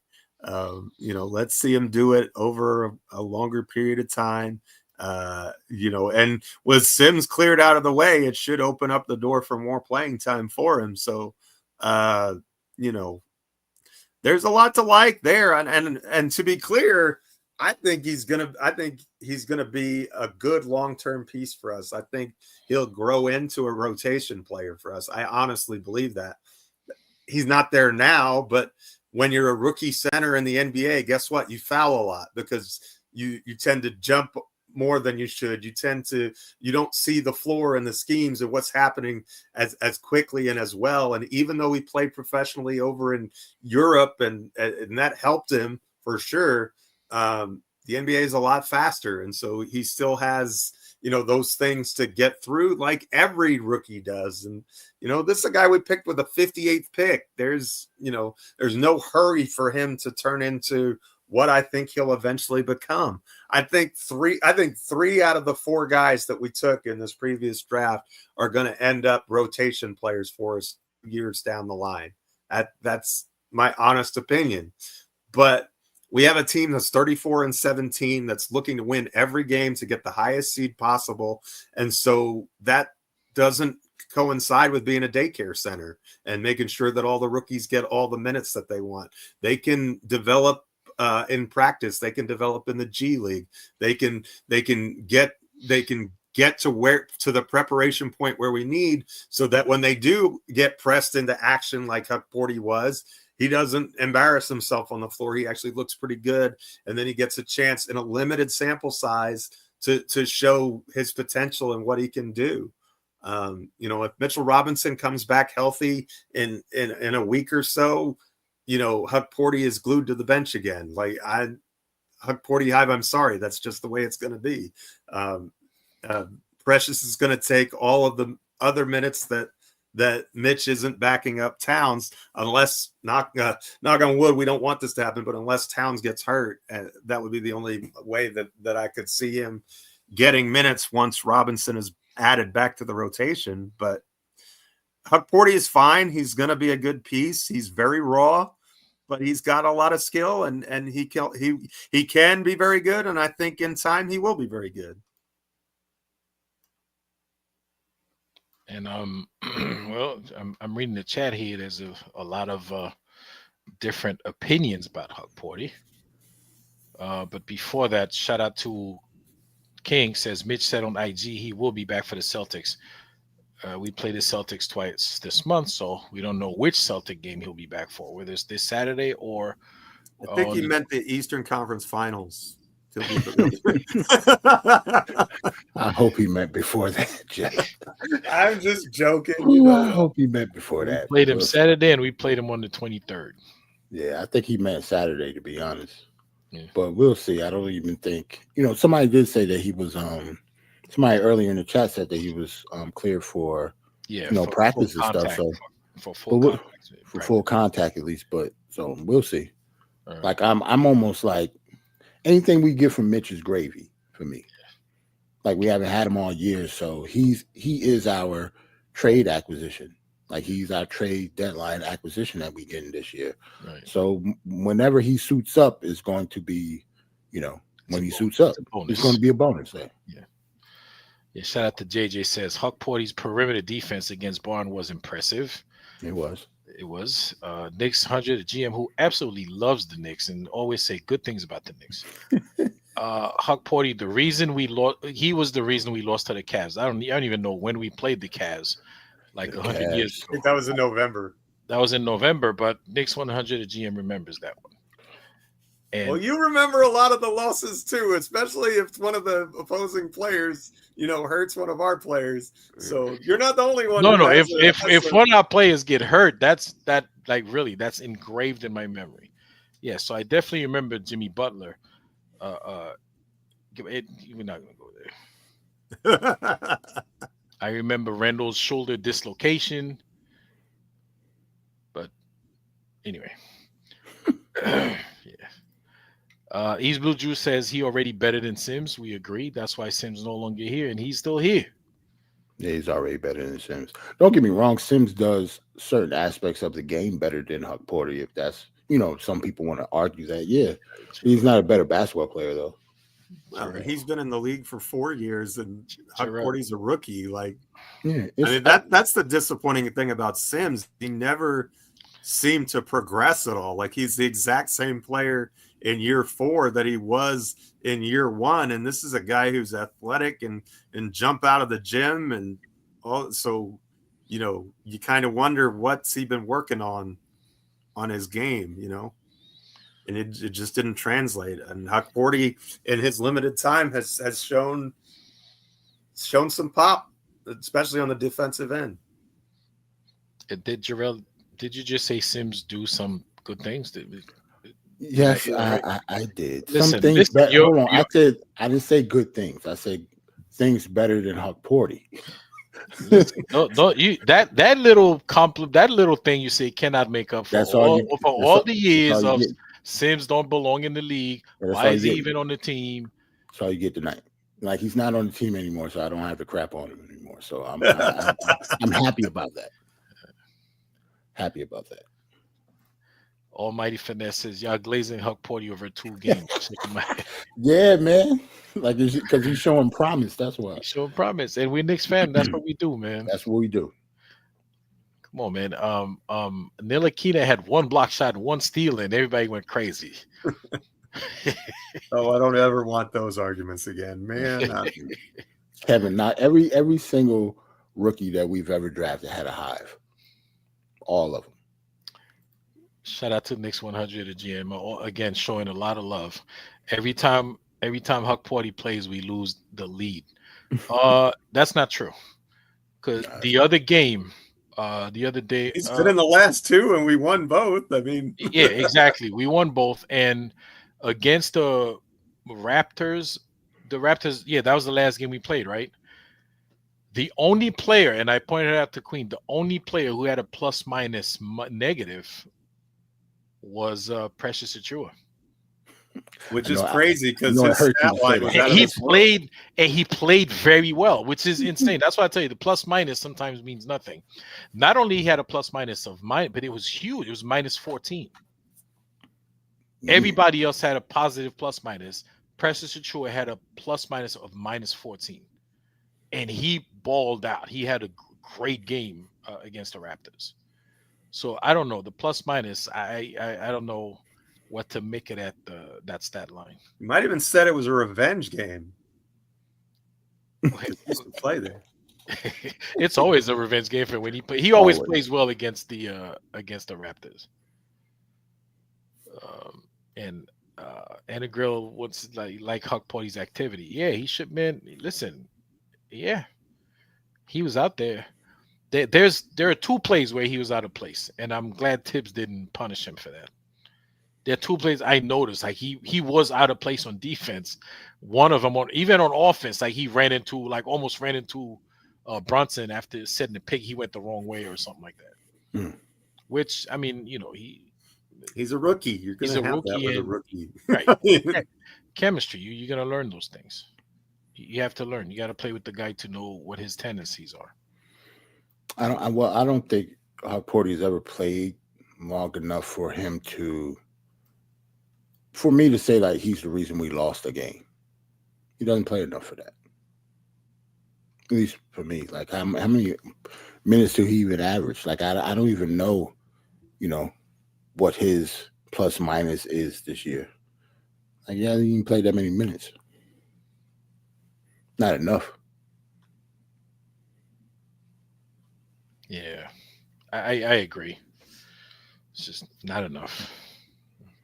Now going forward, since Sims isn't here and he plays more, we'll be able to assess his game a lot more than like if he's playing like less than 10 minutes in a game and like garbage time and stuff. I don't judge him for that. Can't. We'll see. We're hoping he gets minutes, right? Yeah. Or we hope we don't. Yeah, we hope we don't. Not getting minutes. That means that Mitch is back and playing well, and we're getting great play from Precious Achua, and we don't need him. So I hope Huck Porty gets 0 minutes, and that's not meant as a diss to Huck Porty whatsoever. Geoff, I hate to tell you, man, he's going to get minutes. Cat's going to be in foul trouble. We're going to need a big body out there. He's going to get minutes. I mean, there's nothing you can do. Cat, he gets into he commits these fouls. But the thing is, like, Huck Porty is worse at that than Cat is at this point. Well, that's fine. You could afford to waste Huck Porty's fouls. The other day, he came in because Cat had 2 fouls. He came in, committed 3 fouls. And they had to sit him down. They had to sit him down. I remember that. Right, remember he came in like 5-6 minutes. He had 3 fouls. Like, dude. He looking around all dumb in the face, like he didn't commit him. Like, what's going on? Yes, that's a foul. Like you just pushed him in the chest. Like it was an obvious foul. You can't even argue that. Now go sit down. Like he's a rookie, man. Like he's not really good when it comes to stuff like that yet. Just like Mitch wasn't when he first came into the league. Remember all the foul trouble Mitch used to get into until he got better at it and better at it and better at it. And not saying that Huck Porty is going to be the defender that Mitch is, because I don't think so. But there's a learning curve. As he gets more used to the speed of the game, he'll commit fewer fouls. That's a typical progression. Like even look at Jalen Duren last year. Like he was in foul trouble all the time. It's a commonality with these rookie 5s. It's just something that happens. And you have to learn the speed and the pace of the game and learn the opposition, what they like to do at the rim, so you don't hack as much. And it just takes time. And that's something that Mitch improved upon tremendously as far as the progression of his career. But it also meant he blocked fewer shots as well. So there's a balance there, right?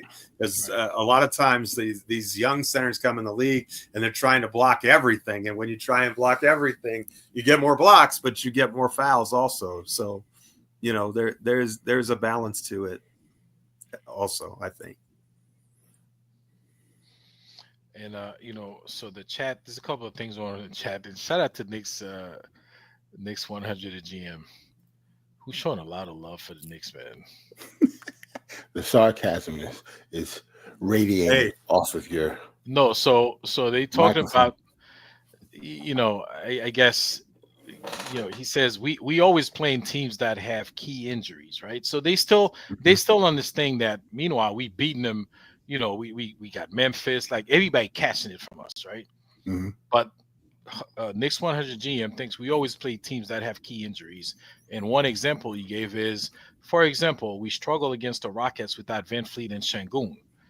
But we were without Mitch and OG. Okay? So that balances it out. So, you can't use – that's a no point you're making. They missing 2 key players. We're missing 2 key players. Okay, so we play the guys we have. They play the guys they have, and we beat them. So that's a legit beatdown. You know what I'm saying? You got to look at it both ways. It can't be, they missing 2 guys, we beat them. No, we're also missing 2 key guys from our rotation. We've been without Mitch the entire season. People forget that. People forget that we've been without our main center for the entire season, for the whole so far. You know what I'm saying? So every win is important. Every win. I don't care if we're playing the Wizards. The team is not 100%. Yeah, as long as we win the game, I don't care who's playing. Win the game. Yeah, I just want to win the game. Listen, we got to stack wins in order to get where we got to get into the playoffs. Exactly. Like, I'm tired of proceeding and stuff. I don't really care who we play, to be honest.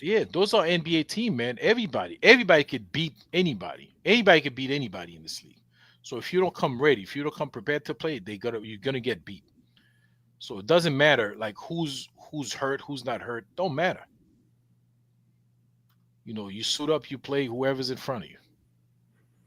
Yeah, I think since we are a playoff team, like, don't get me wrong, it's not like I don't care about the regular season, but as long as we get enough wins to get the seed that we want for us to go forward in the playoffs, that's the goal. Like, I don't really put like individual games. Like, you have to put them in the context, yes, when we talk about like what's going on in them, but at the end of the day, we really just trying to stack up wins to get a good seed for the playoffs, to get a good matchup. Other than that, yeah, we could talk about us struggling against like Orlando when they didn't have Paolo Banchero and one of the Wagner brothers, and we still struggled up against them, but we won the game. Like, we lost the game when they had nobody.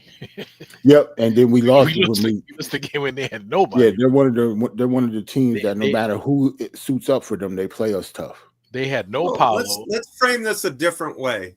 Let's frame this whole conversation a different way. The Hawks are 6-2 against the top 3 teams in the Eastern Conference: Cleveland, us, and Boston. They're 23-28. Which situation would you rather be in? Ours or theirs? Exactly. We're 34-17. It's not like the NCAA where your strength of schedule and quad 1 wins matter. You stack up your wins, you get the best seed you can, and then you play in the playoffs, which are a completely different animal because you're playing the same team in 7-game series, and you can game plan and do all those sorts of things, and matchups matter and all of those sorts of things, and you worry about that when you get there. But the key at this point in time is to get a top 6 seed, and you're telling me that our 34-17 record is all based on injuries and luck? I think that's garbage. I don't think that's true. You don't luck your way in to 34-17. It just doesn't happen. They're winning 2/3 of their games. Like, let up a little bit. I mean, what do you want them to be 50-0? I mean, look, it'd be great, or 50-1. That would be amazing. So we beat injured teams. Would you have preferred we lost to those injured teams? You can only play who's up in front of you, and that's all we're doing. And so you're beating the teams that you're supposed to beat. Well, that's one of the things that good teams do. And our record against the good teams isn't as bad as you think it is. No, it's not. It's not. But let's put it this way. I think we're about 18-3 against teams that are bad, something like that. Well, that means we're like 16-14 against everybody else, which means you're above 500 against the teams that are above 500. Well, I think that's pretty good. You're especially when you're talking about a team that's just coming together, has basically 3 new starters, and has had injury troubles off the bench. Like, I just don't get it, man. I just don't know if you're ever going to be satisfied. Like, I feel bad for you, man. I want to help you out, but I just don't understand where all the hate is coming from. No, it's not. It's refusing to give the team credit. The sorry excuses. Well, we play a bunch of bad teams. No, we play NBA teams. Okay, We play NBA teams. Last season we were injured. We played well. A lot of teams, they get injuries. They play well. They play even better when they play well because guys put in the effort. So you play the team that's in front of you. That's it. These are all NBA teams. Okay. They're in the NBA because every player in the NBA is good. That's why they're here. That's why they make the NBA. Because they're good. There's a couple of them I don't like. Well, look, Knicks 100 to GM. We sat through how many seasons this century, where we won what 30 games for the entire season. 17. And some seasons half that. Like I remember we sat through a 17-win season, and I know 17. You were part of that. Well, we're 34-17. Let's enjoy the ride. Is it perfect? No, but it's not going to be perfect. But it's still pretty good.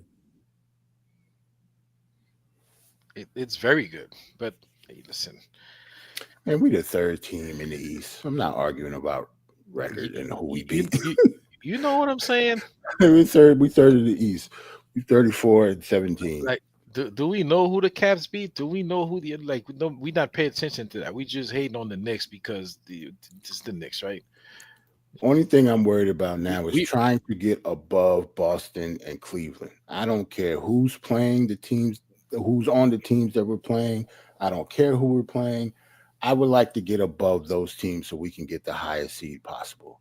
That is it. I don't care if, half of their team is sick and we have to play just a bench and a bunch of G League players.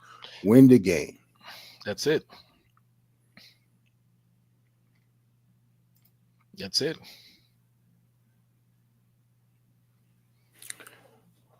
But anyway, yeah, it's almost 11:30, fellas. We're gonna have some last words soon. We're gonna have some last word. Damn, it's 11:30. Yeah. Time flies when the boss not here, man. You know what I'm saying? She here. She just in the chat. She still gotta behave yourself, AJ. Right. Just a little bit.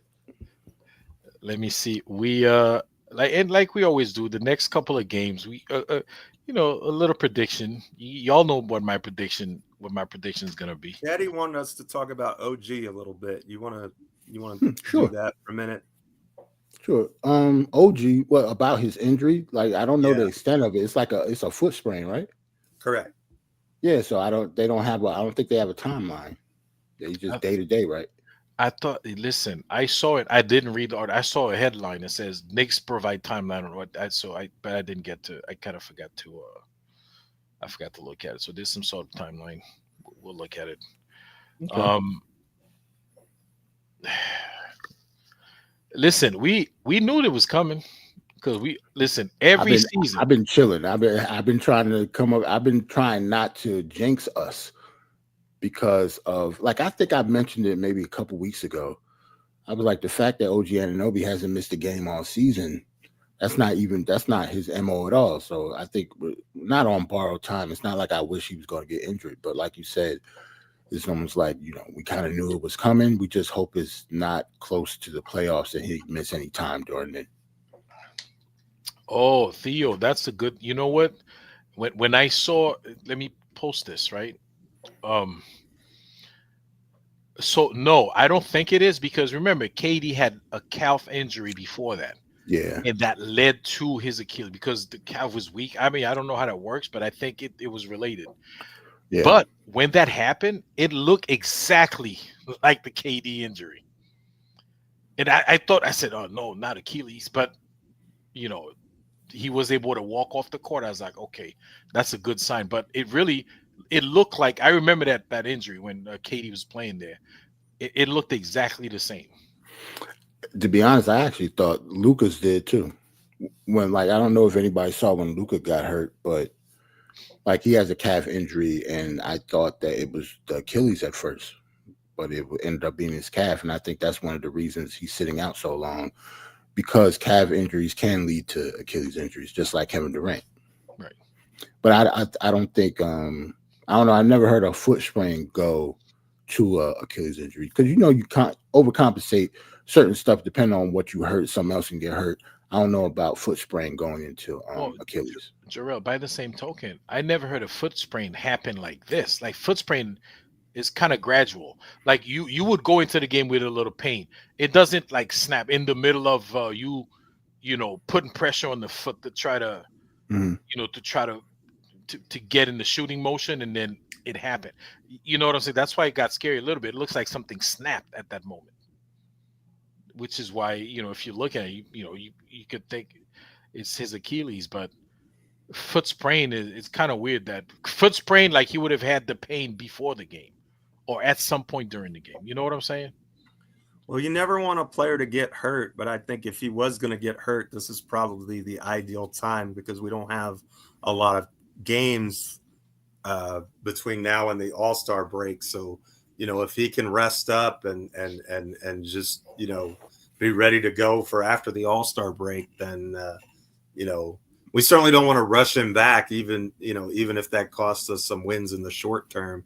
As those non-contact injuries are always worrisome. And look, we win a ton of games when OG Anunoby starts, so you definitely need him back as quickly as possible. He does a lot of good things for us, and most important thing is for him to be healthy come playoff time, and we're well on our way to that, and hopefully we survive these games when he's out of the lineup without too much damage. But it's gonna be tough without him because he's a big part of what we do.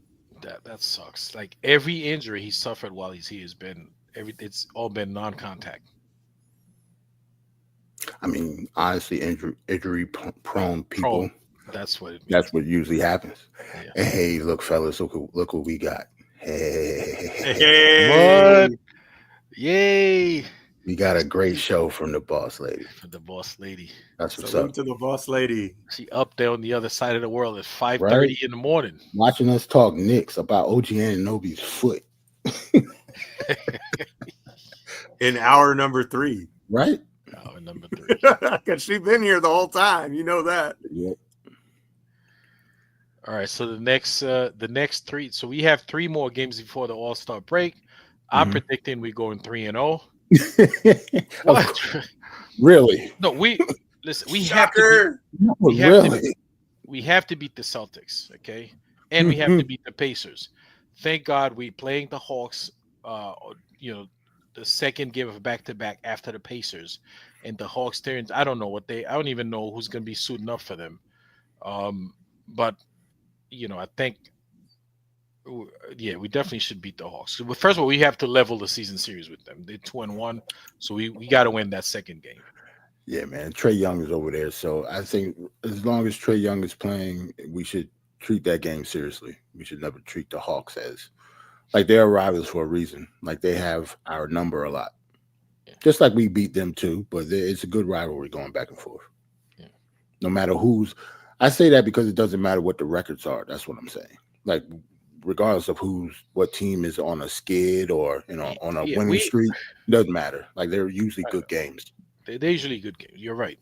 And our record against Trae Young is crazy. Like we beat him like way more than we've lost to them. Well, I'll tell you what, fellas. The last 2 weeks, I predicted us to go 1-2, and we've been better than 1-2. So I'm going to keep picking us for 1-2 so that we can keep doing better than 1-2. That's what's up. That's what's up. 1-2. Hey, I'll take it because that means we're going to do better than that. He's been wrong this whole time. I like that. I'm a superstitious person. I am too. Well, yeah. I'm not superstitious, but I'm a little stitious. Yeah, just a little baby stitious. Little baby stitious. That's all. Yeah, but 1-2 is terrible. Like 2. That's listen. Think about it, man. He's just saying that just to say it, though. It's not like he believes. No, I know, but 1-2. If we do better than 1-2, which 2-1 would be better, but that's not good enough. We got to go 3-0, man. Yes, we gotta go to the All-Star if break. If we win 2 out of every 3 ball games this season, AJ, we're a 54-win club. I'm okay with that. Right now, our record is exactly 2 out of our 3 ball games. Right now, keep it going. Set 34-17. That's exactly what it is. Yeah, but you're gonna complain about 36-18? I don't. Like, I really don't want to lose any one of those 3 games. Wait a minute. Those are 2 different conversations. I never want the Knicks to lose a game. No. I won't ever want, especially to Boston. But one thing doesn't have anything to do necessarily with the other. Yeah, I don't get what I want when it comes to the Knicks a lot of the time. Yeah, we could be playing McNeese State, and I would want to beat them. Actually, I don't care. Exactly. It's a national broadcast game. You know what I'm saying? It's against the Celtics, the champions. They wiped the floor with us. The first game of the season, they wiped the floor with us. They did. We have to go in there like with revenge on our mind. We can't go in there like it's a regular game. We well rested. They play tonight. Look. Dallas already kicked the hornet's nest for us by beating them tonight. They're going to come in to MSG hopping mad. I guarantee you we're going to get their best punch, whatever that looks like. And we saw one of those in game 1 when they shot about 8,000% from 3 in the first half and ran us out of the building up there. So we're going to get a stiff punch again. I think we're better equipped to handle it in some ways now than we were before, but ain't walking over Boston on Saturday night. I can promise you that. I don't know. Actually, man, you need to calm down, man. So let me ask you, out of those 3 games, which one, pick one that you would be okay if we lose.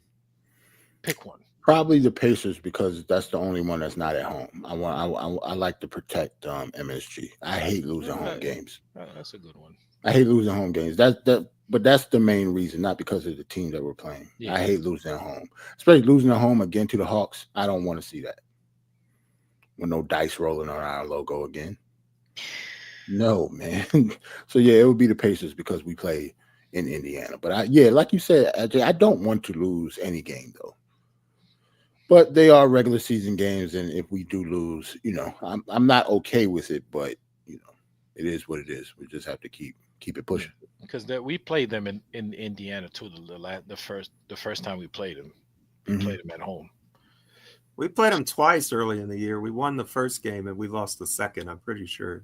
Did we? Yeah, I think we won the first one. I think we played them like second game of the year, and we ran them out of MSG. Right, and then we played them at because home, it was at their home, because it was after Boston beat us and we beat them. Yep.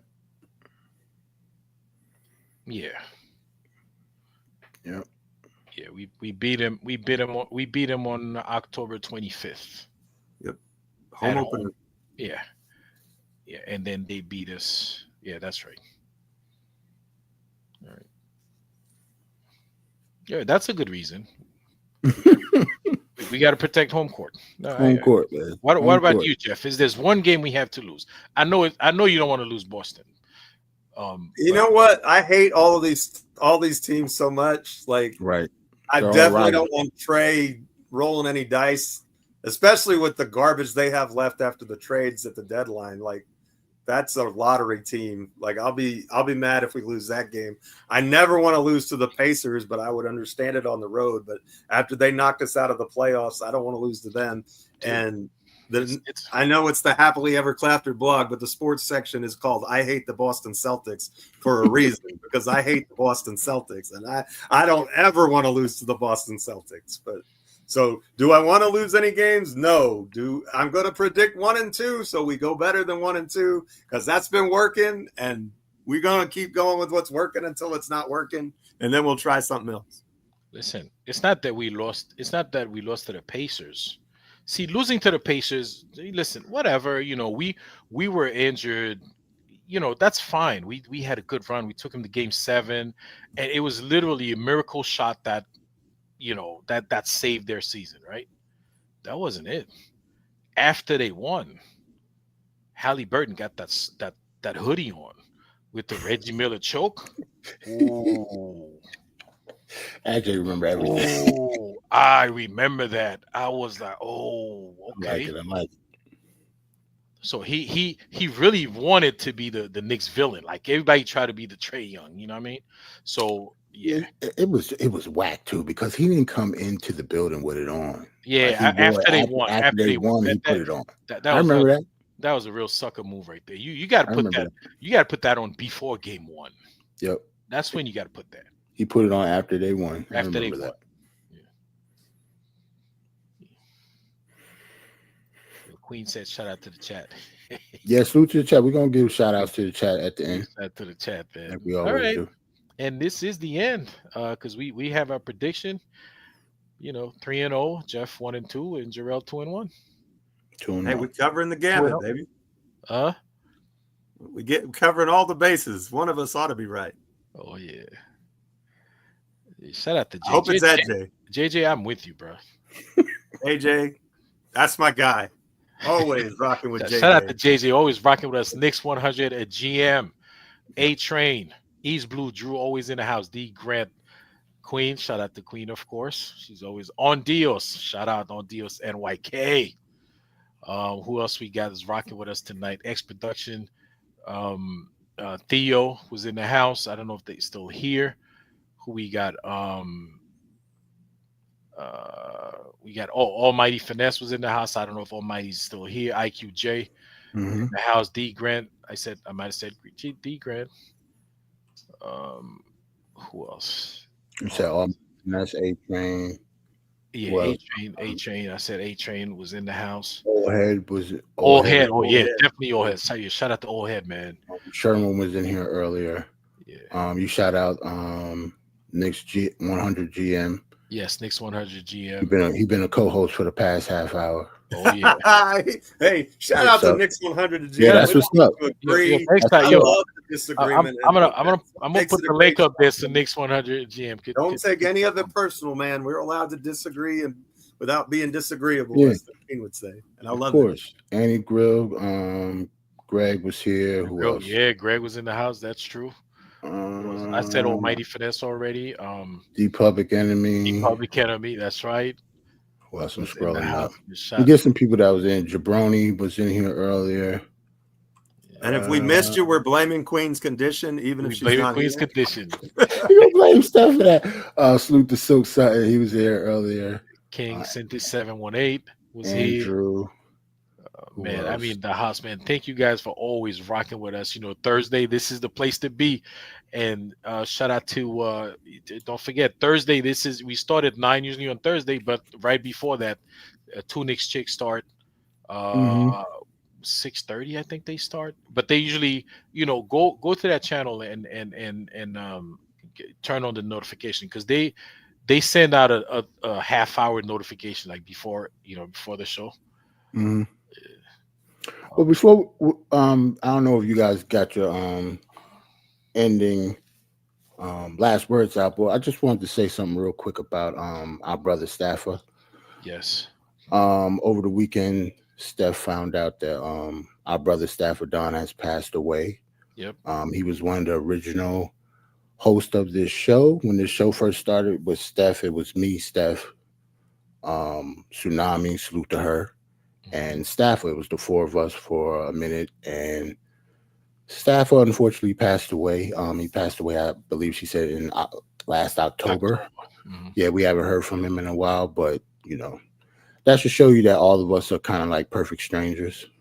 You know what I'm saying? We might not be the best of friends or talk to each other every day or text each other, have each other's phone numbers. We'll, converse over like Twitter and, social media social media outlets, and don't know each other's real lives and stuff. So that should always show you that you never know what anybody's going through. You never know what, things are happening in our lives, and we're here for the Knicks. Like, we're the common denominator for all of us getting together every Thursday night and talking for hours is the New York Knicks. And salute to Staffer, because one thing he did, he loved the Knicks. So if you guys don't mind, I would like to do like a nice little 10-second moment of silence for Staffer. Yeah, he was our brother, and I miss him.